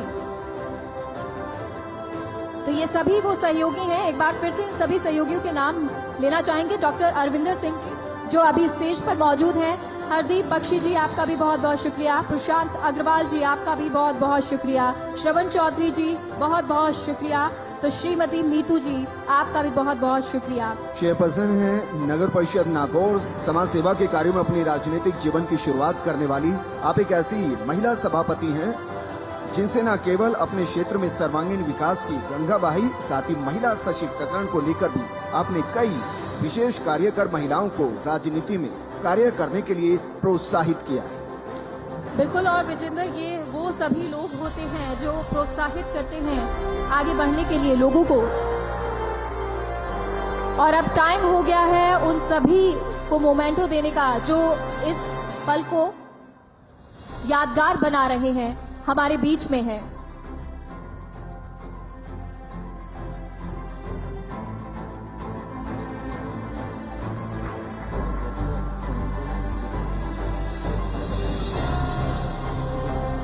चलिए, थैंक यू सो मच आप सभी का। और अब समय है उन सभी को मोमेंटो देने का। सर प्लीज 2 मिनट स्टेज पर रहिएगा। CP Joshi sir please stage पर रहे, क्योंकि अब तो वक्त हो गया है, आप लोग इतने वक्त के लिए हमारे बीच रहे हैं, तो ये पल जो आपने हमारे लिए यादगार बनाया है। जगदीश चंद्रा सर प्लीज सभी हमारे स्पेशल गेस्ट को मोमेंटो दीजिए और ये पल यादगार बनाए।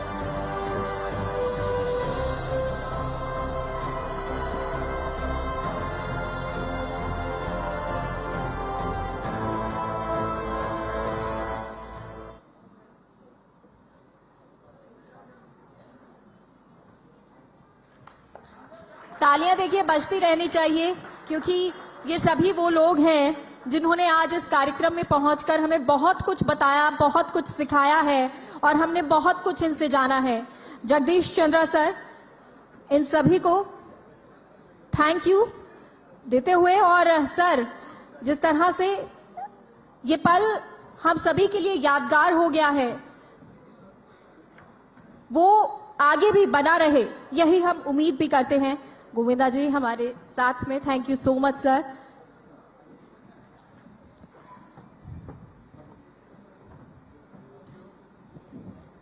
Thank you so much sir.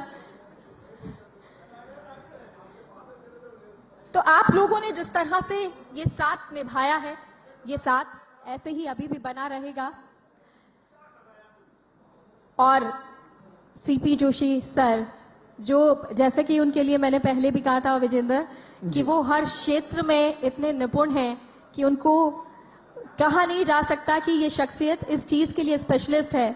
तो सर के लिए ये पल वो यहाँ पर आए, उसके लिए उनका बहुत बहुत शुक्रिया अदा करना जितना भी किया जाए कम होगा। और सीपी जोशी सर जिस तरीके से सादगी के साथ रहते हैं।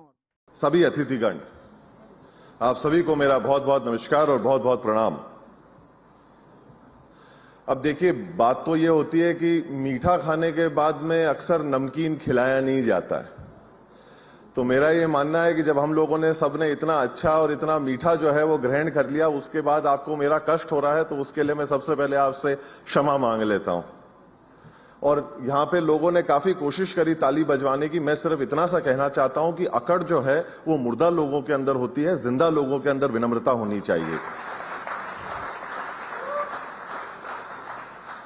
तो मैं यही उम्मीद करूंगा कि यहाँ पे हम लोग सब इस चीज का हम लोग इसका प्रमाण दें कि हम लोग केवल विनम्र ही नहीं, पर हम जिंदा भी हैं और हम इस सभागार के अंदर मौजूद भी हैं। सोचकर मैं, मेरे दिल दिमाग में, जहन में जो भी कुछ थोड़ा बहुत मेरे पास में है, ऐसा मेरा मानना है। अगर मेरे घर वालों से पूछेंगे तो शायद वो उसके विपरीत ही कहें, पर जो ये थोड़ा बहुत भी जो मेरे अंदर दिल दिमाग है, उसमें ये मेरा मानना है कि जो आज जो कार्यक्रम हो रहा है, इसको शायद अगर शब्दों में बयान करने की मैं प्रयास करूं तो मैं एक बहुत ही बौनी प्रयास करूंगा। पर आज की तारीख के अंदर आलोचकों के कभी भी स्मारक नहीं बने। स्मारक अगर किसी के भी बने हैं तो उन लोगों के बने हैं जिन लोगों ने कार्य करें, और कार्य करने वालों को जो पहचानने वाला जो व्यक्ति होता है ना, वो उस तरह होता है जो परमात्मा को जो माला धारण कराई जाती है, जिसके अंदर पुष्प तो दिखते हैं पर वो धागा नहीं दिखता है। आज नहीं बजाइए तो पूरा खुल के बजाइए, देखिए थोड़ा मुझे भी महसूस होने दीजिए। ऐसा लगना चाहिए कि हम लोग हमारे घर के प्रांगण के अंदर बैठे हैं, बड़े बुजुर्गों के साथ, अपनों के साथ, हम उम्रों के साथ में बैठे हैं और कुछ मजा आ रहा है, जम के आनंद आ रहा है, ऊर्जा मिल रही है, क्योंकि काम वैसा हो रहा है। और देखिए जब काम अच्छा होता है ना, तो आदमी को छाती ठोक कर, दिल ठोक कर कहना चाहिए उस बात को। केवल हम लोग एक ही दिशा के अंदर बात करें वो अच्छी नहीं। आज जो अच्छा काम, सराहने का काम जो हो रहा है वो बहुत ही एक खूबसूरत काम है। मैं जेसी सर को और पूरे परिवार को, इंडिया टीवी के पूरे परिवार को जो है वो, फर्स्ट इंडिया के पूरे परिवार को जो है वो मैं बहुत बहुत मुबारकबाद देना चाहता हूं, बहुत बहुत शुभकामनाएं देना चाहता हूं कि जो काम आप लोग कर रहे हैं। देखिए ये भारत जो शब्द है या इंडिया जो हमारा एक शब्द है ना, आज मेरे को इसका एहसास एक बहुत ही अजीब दौर पर और अजीब वक्त पर मेरे साथ में ये चीज हुई। मेरे को ब्रिटिश पार्लियामेंट के अंदर भारत गौरव के साथ में नवाजा गया था। 7वां भारत गौरव मेरे को यूके पार्लियामेंट के अंदर मिला। देखिए जब कोई और मार्केटिंग नहीं करे ना, तो खुद को कभी कभी कर लेनी चाहिए। पर जो मेरे मन की और आत्मा की जो बात है, वो जब पुरस्कार मेरे को वहां पे मिला, उसके बाद में मैं बड़ा खुश भी हुआ। अगर मैं ये कहूं कि नहीं मैं खुश नहीं था तो मैं कहीं ना कहीं झूठ बोल रहा हूंगा। मेरे को उसके बाद में मेरा पहला Guinness world book of record मिला, दूसरा गिनीज मिला, तीसरा मिला, और ऐसे करते करते मुझे मेरे 6 Guinness world book of records मुझे मिले। पर मैं आपको ईमानदारी से बताना चाहता हूं, मैं बहुत ही मन से आपको इस बात को मैं जो है वो मैं कहना चाहता हूं कि खुशी जरूर हुई इन सारे अलंकरणों को प्राप्त कर और सारी चीजें मिली, बड़ा अच्छा लगा। पर खुशी मुझे सबसे ज्यादा तब हुई जब उस अलंकरण के सामने अपने देश का नाम लिखा हुआ था। उसी प्रकार से ये चैनल जो है अपने देश को जी रहा है और अपने देश के लोगों को आगे बढ़ाने का जो कार्य कर रहा है और जो काम कर रहा है वो वाकई में काबिले तारीफ है। और मैं पुनः जो है जेसी सर का इसके लिए मैं बहुत बहुत मुबारकबाद और बहुत बहुत बधाई देना चाहता हूं कि कार्य वो बड़ा है जो आप लोग कर रहे हैं, इसमें कोई शक की बात नहीं। पर जो इसको सराहने का जो काम किया जा रहा है ना, जब तक कोई अच्छा बड़ा और अपना कोई जो है जिनको हम लोग ऊपर देखते हो, वो जब तक पीठ नहीं थपथपाता ना, तो कहीं ना कहीं आदमी को एक अधूरापन जो है एक महसूस होता है। तो जब अपने देश के, अपने शहर के जो लोग हैं, जब वो, और अपने प्रदेश के जो लोग हैं, जब वो अपने को सराहते हैं, तो कहीं ना कहीं जो है सीना जो है गर्व से जो है वो बड़ा होता है और हम लोगों को आगे बढ़ने का जो है वो मौका मिलता है। संस्कृति की, कला की खूब सारी जो है वो बातें करी गई, टेक्नोलॉजी की खूब बातें करी गई। मेरे जहन में, मेरे दिल दिमाग में मेरे बड़े भाई की 2 पंक्तियां जरूर आती हैं, वो कहीं ना कहीं आज के इस माहौल के अंदर जो है वो दुरुस्त बैठती हैं कि सादगी थी, सरलता थी, जब फेसबुक और व्हाट्सएप न थे तब जिंदगी थी। तो आज वो माहौल वापस कहीं ना कहीं इतने वर्षों के बाद में जो 2 साल 3 साल हम लोगों ने निकाले, आज वापस ऐसा लगता है कि एक परिवार इकट्ठा हुआ है और कहीं ना कहीं हमारे कार्यों को जो है वो देखा जा रहा है, कोई ना कोई हमारे कार्यों को देख रहा है। उसके लिए मैं पुनः जो है चैनल को बहुत बहुत जो है वो बधाई देना चाहता हूं और भारत 24 को बहुत बहुत मुबारकबाद देना चाहता हूं। जो आप लोग काम कर रहे हैं एक हौसला अफजाई का, वो वाकई में काबिले तारीफ है। ये आने वाले समय के लिए, इस देश के निर्माण के लिए बहुत ही ज्यादा आवश्यक है। क्योंकि आज अगर आप देखिए कि लोग ये कहते हैं कि 19वीं शताब्दी ब्रिटेन की थी, 20वीं शताब्दी अमेरिका की है, तो 21वीं शताब्दी हिंदुस्तान की होगी और वो इसी सभाकार से होकर गुजरेगी, वो यहीं से छू कर जो है वो कहीं ना कहीं गुजरेगी। मेरे को ये लगता है कि मैं मेरे वक्त से ज्यादा बोल चुका हूं और मैंने पहले भी ये वादा किया था कि मैं आपको कम से कम प्रताड़ित करूंगा, तो मैं मेरी जबान पे, मेवाड़ के लोग जो हैं अक्सर अपनी जबान पर रहना पसंद करते हैं। अंत में मैं श्री पंडित नरेंद्र मिश्र की 2 पंक्तियों के साथ में अपनी बात को मैं विराम देना चाहता हूं और जेसी सर को पुनः बहुत बहुत धन्यवाद ज्ञापित करना चाहता हूं कि आपने लायक समझा, अपने परिवार के अंदर, यहाँ अपनी आगोश में, अपनी गोद में यहाँ याद किया, उसके लिए बहुत बहुत शुक्रिया। पंडित नरेंद्र मिश्र की जो पंक्तियां हैं आज के कार्यक्रम को और आज के जितने लोग, जिनको सबको जो अलंकृत हुए हैं, पुरस्कार मिला है, उनको ये मैं कहना चाहता हूं कि सूर्यवंशी न्यास का ये रश्मि रथ चलता रहेगा, पीढ़ियों के रक्त में इसका सुयश चलता रहेगा, रीति रघुकुल की जो शिव से विरासत में मिली हो, आंधियों में वह दिया जलता रहा, जलता रहेगा। बहुत बहुत शुक्रिया, सत सत नमन, नमस्कार। बॉलीवुड के कलाकार गोविंदा जी, हमारे मेवाड़ के लक्ष्यराज सिंह जी, धीरज जी, इस कार्यक्रम में मुझे बुलाने वाले जेसी बॉस के हैं, जगदीश चंद्र जी, भारत 24 और फर्स्ट इंडिया के जितने भी हमारे साथी हैं, उपस्थित भाई और बहनों, अभी लक्ष्यराज सिंह जी ने जो बात की उसी बात को मैं आगे बढ़ाते हुए मैं भी कह रहा था जगदीश जी को कि इंडियन कॉन्स्टिट्यूशन में लिखा हुआ है India that is Bharat. Indian constitution का जो वर्ड है उसमें लिखा है इंडिया दैट इज भारत। तो इंडिया भी है, फर्स्ट इंडिया भी है और भारत भी है। तो ये काम आपने इंडिया और भारत दोनों को जो रूप में देने का आपने जो कोशिश की उसके लिए आपको बहुत बहुत मुबारकबाद। अखबार हो, चैनल हो, सब में लिमिटेड सूचनाएं मिल रही है, लिमिटेड जानकारी मिल रही है। भारत जिसमें सबसे ज्यादा डाइवर्सिटी है, डाइवर्सिटी हमारी सबकी ताकत है और इस डाइवर्सिटी को रिफ्लेक्ट करने के लिए भारत 24 चैनल जो है, मैं आशा करता हूं कि वो सब कंटेंट देगा जिससे नॉर्थ ईस्ट से लगाकर Kanyakumari, east west, north south, Malayalam, Urdu, जो भी बोलने वाले भाई हैं, उन सब की गतिविधियों की जानकारी की सूचना किसी एक चैनल के माध्यम से मिल पाएगी। उसका नाम भारत 24 हो, ऐसी मैं आशा करता हूं। मैं एक बार पुनः आपका बहुत बहुत अभिनंदन करता हूं और जिन लोगों को आपने पुरस्कृत किया उनको भी बहुत बहुत साधुवाद देना चाहता हूं, मुबारकबाद देना चाहता हूं। और सबसे ज्यादा मुझे जो इनोवेशन के लिए आपने बुलाया 3 साथियों को, जिनके मैंने बारे में सुना, मुझे अच्छा लगा कि आज हमारे देश में नौजवान पीढ़ी के लोग नए नए नवाचार करके टेक्नोलॉजी का उपयोग लेकर आगे बढ़ने का काम कर रहे हैं। ये टेक्नोलॉजी का जितना उपयोग हम अलग अलग वॉक ऑफ लाइफ में करेंगे उतना ही हमारे देश में हम ज्यादा लोगों की सर्विस कर सकेंगे। और मैं हर जगह कहना चाहता हूं, इस बात को यह भी रिपीट करना चाहता हूं, हमने संसदीय लोकतंत्र को अपनाया है। संसदीय लोकतंत्र में सबसे 3 आधार स्तंभ बताए हैं, विधायिका, कार्यपालिका और न्यायपालिका। करोड़ों लोग वोट देते हैं और जनप्रतिनिधि चुनते हैं।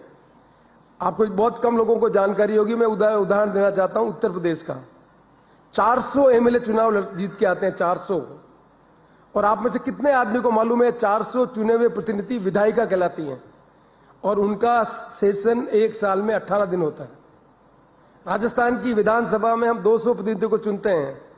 ये विधायिका जिन पर जिम्मेदारी है कि कार्यपालिका की अकाउंटेबिलिटी विधायिका की और विधायिका की अकाउंटेबिलिटी जनता के प्रति।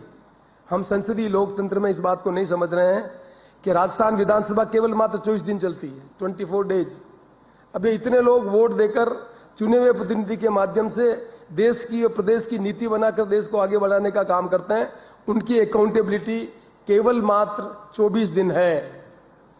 अब आप बताएं, यदि विधायिका के प्रति अकाउंटेबिलिटी नहीं है, न्यायपालिका केवल मात्र जो कानून बनते हैं चाहे विधानसभा में, लोकसभा में, जो हमारे कॉन्स्टिट्यूशन के मौलिक स्ट्रक्चर है उसके विपरीत कोई चीजें हैं तो उसको न्यायपालिका निर्णय करती है। पर यदि विधायिका अपना काम उत्तरदायित्व का नहीं करे तो संसदीय लोकतंत्र में आने वाले समय में देश के सामने बहुत बड़े प्रश्न खड़े हो जाएंगे। और विधायिका काम नहीं करने के कारण ही इस देश में वामन से लगाकर आज तक लोगों की एस्पिरेशन, इश्यूज को हम एड्रेस नहीं कर पा रहे हैं। तब आंदोलन होते हैं, चाहे जेपी का आंदोलन हो, चाहे किसान आंदोलन हो, चाहे और कोई आंदोलन हो। ये इस बात को रिफ्लेक्ट करता है कि हमें और विधायिका को अकाउंटेबल करना है, तब जाकर हम इस देश में लोकतंत्र को मजबूत कर सकेंगे। अभी हम इस देश में एग्जीक्यूटिव डिक्टेटरशिप से देश को चला रहे हैं। जो मंत्रिमंडल है वो जो निर्णय कर रहा है, जिसकी अकाउंटेबिलिटी हाउस में फिक्स नहीं हो रही है, वो देश की नीति बनाकर देश का निर्माण करने का काम कर रहे हैं। तो संसदीय लोकतंत्र में इन सब परिस्थितियों में एक ही अच्छा सुगुन है, पत्रकारिता। चाहे वो प्रेस मीडिया का हो, चाहे इलेक्ट्रॉनिक मीडिया का हो, ये जितने जागरूक होंगे उतना ही सरकारें अकाउंटेबल होगी और देश में उन चुनी हुई सरकारें अपने संविधान के जो दायित्व उनका निर्वहन कर पाएगी। इसलिए आज के जमाने में प्रिंट मीडिया के साथ में जो इलेक्ट्रॉनिक मीडिया के प्रति लोगों का आकर्षण बढ़ा है, उस आकर्षण को बनाए रखने के लिए केवल मात्र, जैसा जगदीश जी ने कहा कि अभी हमारा केवल अर्बन सेंट्रिक कंटेंट आ रहा है, हम इस देश की विविधता को आज की डेट में नहीं ला रहे हैं। इसलिए मैं जगदीश जी आपसे कहूंगा कि एक घंटा केवल मात्र जिन 3 साथियों को आपने बुलाया अभी, ऐप के माध्यम से, लैंग्वेज के माध्यम से हम क्या कर सकते हैं, मेडिकल सर्विसेज के लिए कैसे केमिस्ट के उपयोग लेकर काम किया, कैसे इंश्योरेंस बाजार की बात की। ये जो नए लोग नवाचार करके लोगों की सेवा करने का काम करना चाहते हैं, उनके लिए 1 घंटे का आप कोई कार्यक्रम रखें जिससे इस देश की नौजवान पीढ़ी को, लोगों को मिल सके कि टेक्नोलॉजी के माध्यम से इस देश में नई पीढ़ी देश की समस्याओं का निराकरण करने का काम कर रही है। मैं आशा करता हूं कि आपका चैनल इन चीजों को एड्रेस करेगा।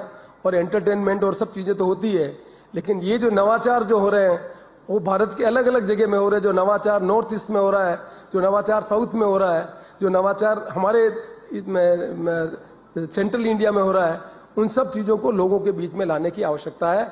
जितना कंटेंट अच्छा होगा, वेल इन्फॉर्म सूचना होगी, उतना नागरिक अपने कर्तव्यों और उनके बारे में सजग होगा और उतना ही अकाउंटेबल सरकारें होगी। इसलिए मैं आशा करता हूं कि आपका चैनल इन सब आशाओं को पूरा करेगा। इन्हीं सब शब्दों के साथ आपने उदयपुर को चुना और उदयपुर के हमारे जो ऐतिहासिक महत्व है, और अभी लक्ष्यराज सिंह जी ने कहा, हम आशा करते हैं कि यहाँ इस कार्यक्रम में आपने हमको बुलाया है, वो सब भारत 24 इस उदयपुर की गरिमा को बनाए रखकर इन सब नीड्स को पूरा करेगा, ऐसी हम आपका शुभकामना देते हैं। मैं गोविंदा जी आपको बहुत बहुत साधुवाद देना चाहता हूं कि आप समय निकाल कर इस कार्यक्रम में आए और इस कार्यक्रम को आपने सार्थक बनाया, उसके लिए आपको बहुत बहुत धन्यवाद। लक्ष्यराज जी को धन्यवाद, धीरज जी को धन्यवाद, और सबसे ज्यादा इनोवेटिव पत्रकारिता कराने वाले जगदीश नंदन जी को धन्यवाद। नमस्कार, बहुत बहुत धन्यवाद। तो स्वास्थ्य समस्याओं से जो है जुड़े हुए जो कष्ट हैं उसे कैसे निकाल पाए, उस पर आप लोग कृपया एक एक कह आप लोग अपने विचार जो है प्रकट करें। बिल्कुल बिल्कुल। देखिए, अगर हम अभी वर्तमान समय की बात करें, कोविड से पहले का एक दौर था, कोविड के दौरान, और अभी कोविड जिस तरह से गया उसके बाद हम देखें, कोविड के समय थोड़ा सा हमें लोग थोड़े कॉन्शियस हुए अपनी हेल्थ को लेकर। अब कॉन्शियस होना भी क्यों जरूरी हुआ, जिस तरह से हम देख रहे हैं अभी, अगर हम डेटा देखें हिंदुस्तान का, तो पहले तो हमारे पास जो कम्युनिकेबल डिजीज थी, संक्रामक रोग थे, वो बहुत ज्यादा थे। हम सुनते थे कि ट्यूबरक्लोसिस हो गया और सब इस तरह की बीमारियां ज्यादा सुनते थे। पर अभी जो जिस तरह का डेटा आ रहा है वर्तमान समय में, वो आ रहा है आपका नॉन कम्युनिकेबल डिजीज, मतलब जो लाइफस्टाइल से संबंधित बीमारियां हैं, जो जीवन शैली से संबंधित बीमारियां हैं, और उसका भी युवा वर्ग सबसे ज्यादा उससे अफेक्ट हो रहा है, जिसकी हम बात करते हैं हमेशा कि वो तो हमारी स्पाइन है देश की। अभी रिसेंटली हमने जिस तरह से केसेस देख भी रहे हैं, हमारे यंग हार्ट अटैक्स के केसेस बढ़ गए हैं। जब हम लाइफस्टाइल डिजीज की बात करते हैं तो उसमें डायबिटीज, जिसमें हम वर्ल्ड कैपिटल बनते जा रहे हैं, hypertension, coronary artery disease, heart attacks, even cancer. अभी हमारे पास कैंसर स्पेशलिस्ट भी बैठे हैं आज की, वो भी अब पहले हम कभी कभी सुनते थे, पर आजकल अभी कोई टेस्ट कराने आता है तो एक इत्तेफाक से निकल जाता है कि इनको कैंसर है। तो ये जो डिजीज है, ये इसका जो ग्राफ है वो अब 65% हो गया है। मतलब जो पहले कम्युनिकेबल डिजीज थी उससे ज्यादा नॉन कम्युनिकेबल डिजीज हो गई है। और दूसरा, युवा वर्ग की बात मैं इसलिए कर रहा हूं कि उनके अंदर, अगर हम पहले देखते थे कि 50 साल में हो रहा है, 60 साल में हो रहा है, बट अभी थोड़े टाइम पहले हमने देखना शुरू किया 30s में शुरू होनी हो, ये सारी डिजीज होना शुरू हो गई। अब हम देख रहे थे 20s में, और उससे थोड़े दिन पहले हमने डेटा देखा जिसमें टीनेजर्स, हमारे बच्चे जो 13 साल से की उम्र के हैं, उनमें डायबिटीज, हाइपरटेंशन। तो यहाँ पर अभी थोड़ा सा हमें रुककर देखने की जरूरत है, समझने की जरूरत है कि क्यों हमने ये बहुत ज्यादा जो वेस्टर्न कल्चर को अडॉप्ट करना शुरू कर दिया है, और जो वहाँ के खान पान को और जो वहाँ की लाइफस्टाइल को अडॉप्ट करना शुरू कर दिया, उसके बाद जो ये डिजीज का ग्राफ है ये काफी ज्यादा बढ़ रहा है। तो यहाँ पर अभी थोड़ा सा हमें रुकना पड़ेगा, समझना पड़ेगा कि कैसे हम ये जो नॉन कम्युनिकेबल डिजीज है इनको किस तरह से रोक सकते हैं, और इनको रोक सकते हैं, समय से हम रोक सकते हैं इनको। टाइम से अगर हम अपनी जीवन शैली में बदलाव कर लें, लाइफस्टाइल मॉडिफिकेशन कर लें, डाइट ठीक कर लें, और सबसे बड़ा जो कारण मुझे समझ आ रहा है इसके अंदर, जो हमने कोरोना के अंदर भी देखा, स्ट्रेस, एंग्जाइटी, अगर उसको ठीक कर लें तो बाकी सारी चीजें ठीक हो जाएगी, क्योंकि सबसे ज्यादा शुरुआत वहीं से होती है, स्ट्रेस से ही शुरू होता है, तभी फिर वो हैबिट्स में सारा चेंज आता है, उसके बाद ये एक बीमारी के बाद दूसरी बीमारी, ये सब होना शुरू हो जाता है। तो आई थिंक आज के पैनल का भी हमारा यही ऑब्जेक्टिव है कि हम इन नॉन कम्युनिकेबल डिजीज को किस तरह से कम कर सकते हैं और रोक सकते हैं। सर, बहुत ही सुंदर और सत्यता के साथ आपका ये उत्तर। जो यंगस्टर्स इस वक्त इस मंच के माध्यम से ये सुन पाए, देख पाए, वो ये समझे कि लाइफस्टाइल मतलब आपकी जो दिनचर्या है, और दिनचर्या का जो विशेष समाधान जो हम लोग के जो देश में मिल जाता है कि सुबह उठें, योग प्राणायाम करें और योग प्राणायाम से जुड़ें। बहुत सारे बच्चे लोग जो हैं, अगर मैं उन्हें पूछता हूं कि तुम क्या पूरी सांस ले रहे हो, पढ़ाई करते समय किसी ने सवाल पूछ लिया मैं कहा अरे भैया सांस तो ले लो, सांस जो ले रहा है वो लाइफस्टाइल का ऐसा हिस्सा है, पूरी सांस नहीं लेते। कमाल के पढ़े लिखे लोग, मैंने तो कई ऐसे डॉक्टर देखे हैं जो समझा रहे होते हैं आवाज गायब है। मैं कहा भैया इसी की आवाज गायब है। तो स्वास्थ्य समस्याओं से जो है जुड़े हुए जो कष्ट हैं उसे कैसे निकाल पाए, उस पर आप लोग कृपया एक एक कह आप लोग अपने विचार जो है प्रकट करें। बिल्कुल बिल्कुल। देखिए अगर हम अभी वर्तमान समय की बात करें, कोविड से पहले का एक दौर था, कोविड के दौरान और अभी कोविड जिस तरह से गया उसके बाद हम देखें, कोविड के समय थोड़ा सा हमें लोग थोड़े कॉन्शियस हुए अपनी हेल्थ को लेकर। अब कॉन्शियस होना भी क्यों जरूरी हुआ, जिस तरह से हम देख रहे हैं अभी अगर हम डेटा देखें हिंदुस्तान का, तो पहले तो हमारे पास जो कम्युनिकेबल डिजीज थी, संक्रामक रोग थे, वो बहुत ज्यादा थे। हम सुनते थे कि ट्यूबरक्लोसिस हो गया और सब इस तरह की बीमारियां ज्यादा सुनते थे। पर अभी जो जिस तरह का डेटा आ रहा है वर्तमान समय में, वो आ रहा है आपका नॉन कम्युनिकेबल डिजीज, मतलब जो लाइफस्टाइल से संबंधित बीमारियां हैं, जो जीवन शैली से संबंधित बीमारियां हैं, और उसका भी युवा वर्ग सबसे ज्यादा उससे अफेक्ट हो रहा है, जिसकी हम बात करते हैं हमेशा कि वो तो हमारी स्पाइन है देश की। अभी रिसेंटली हमने जिस तरह से केसेस देख भी रहे हैं, हमारे यंग हार्ट अटैक्स के केसेस बढ़ गए हैं। जब हम लाइफस्टाइल डिजीज की बात करते हैं तो उसमें डायबिटीज, जिसमें हम वर्ल्ड कैपिटल बनते जा रहे हैं, hypertension, coronary artery disease, heart attacks, even cancer. अभी हमारे पास कैंसर स्पेशलिस्ट भी बैठे हैं आज की, वो भी अब पहले हम कभी कभी सुनते थे, पर आजकल अभी कोई टेस्ट कराने आता है तो एक इत्तेफाक से निकल जाता है कि इनको कैंसर है। तो ये जो डिजीज है, ये इसका जो ग्राफ है वो अब 65% हो गया है। मतलब जो पहले कम्युनिकेबल डिजीज थी उससे ज्यादा नॉन कम्युनिकेबल डिजीज हो गई है। और दूसरा युवा वर्ग की बात मैं इसलिए कर रहा हूं कि उनके अंदर अगर हम पहले देखते थे कि 50 साल में हो रहा है, 60 साल में हो रहा है, बट अभी थोड़े टाइम पहले हमने देखना शुरू किया 30s में शुरू होनी हो, ये सारी डिजीज होना शुरू हो गई। अब हम देख रहे थे 20s में, और उससे थोड़े दिन पहले हमने डेटा देखा जिसमें टीनेजर्स, हमारे बच्चे जो 13 साल से की उम्र के हैं, उनमें डायबिटीज, हाइपरटेंशन। तो यहाँ पर अभी थोड़ा सा हमें रुककर देखने की जरूरत है, समझने की जरूरत है कि क्यों हमने ये बहुत ज्यादा जो वेस्टर्न कल्चर को अडॉप्ट करना शुरू कर दिया और जो वहाँ के खान पान को और जो वहाँ की लाइफस्टाइल को अडॉप्ट करना शुरू कर दिया, उसके बाद जो ये डिजीज का ग्राफ है ये काफी ज्यादा बढ़ रहा है। तो यहाँ पर अभी थोड़ा सा हमें रुकना पड़ेगा, समझना पड़ेगा कि कैसे हम ये जो नॉन कम्युनिकेबल डिजीज है इनको किस तरह से रोक सकते हैं, और इनको रोक सकते हैं, समय से हम रोक सकते हैं इनको। टाइम से अगर हम अपनी जीवन शैली में बदलाव कर लें, लाइफस्टाइल मॉडिफिकेशन कर लें, डाइट ठीक कर लें, और सबसे बड़ा जो कारण मुझे समझ आ रहा है इसके अंदर, जो हमने कोरोना के अंदर भी देखा, स्ट्रेस, एंग्जाइटी, अगर उसको ठीक कर लें तो बाकी सारी चीजें ठीक हो जाएगी। क्योंकि सबसे ज्यादा शुरुआत वहीं से होती है, स्ट्रेस से ही शुरू होता है, तभी फिर वो हैबिट्स में सारा चेंज आता है, उसके बाद ये एक बीमारी के बाद दूसरी बीमारी ये सब होना शुरू हो जाता है। तो आई थिंक आज के पैनल का भी हमारा यही ऑब्जेक्टिव है कि हम इन नॉन कम्युनिकेबल डिजीज को किस तरह से कम कर सकते हैं और रोक सकते हैं। सर बहुत ही सुंदर और सत्यता के साथ आपका ये उत्तर, जो यंगस्टर्स इस वक्त इस मंच के माध्यम से ये सुन पाए, देख पाए, वो ये समझे कि लाइफस्टाइल मतलब आपकी जो दिनचर्या है, और दिनचर्या का जो विशेष समाधान जो हम लोग के जो देश में मिल जाता है कि सुबह उठें, योग प्राणायाम करें और योग प्राणायाम से जुड़ें। बहुत सारे बच्चे लोग जो हैं, अगर मैं उन्हें पूछता हूं कि तुम क्या पूरी सांस ले रहे हो, पढ़ाई करते समय किसी ने सवाल पूछ लिया, मैं कहा अरे भैया सांस तो ले लो, सांस जो ले रहा है वो लाइफस्टाइल का ऐसा हिस्सा है, पूरी सांस नहीं लेते। कमाल के पढ़े लिखे लोग, मैंने तो कई ऐसे डॉक्टर देखे हैं जो समझा रहे होते हैं आवाज गायब है। मैं कहा भैया इसी की आवाज गायब है।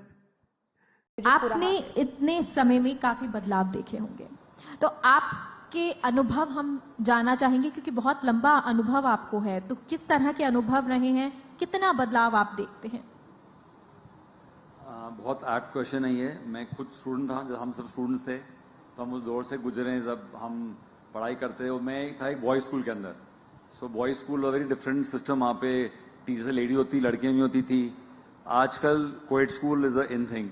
तो जो हम पढ़ते थे, तो जो मैंने बदलाव देखा है कि जब मैं खुद स्टूडेंट था, अब मेरे स्कूल में स्टूडेंट्स हैं, मैं उनका एक तरह से टीचर, हेडमास्टर, मेंटर, गाइड हूं मैं।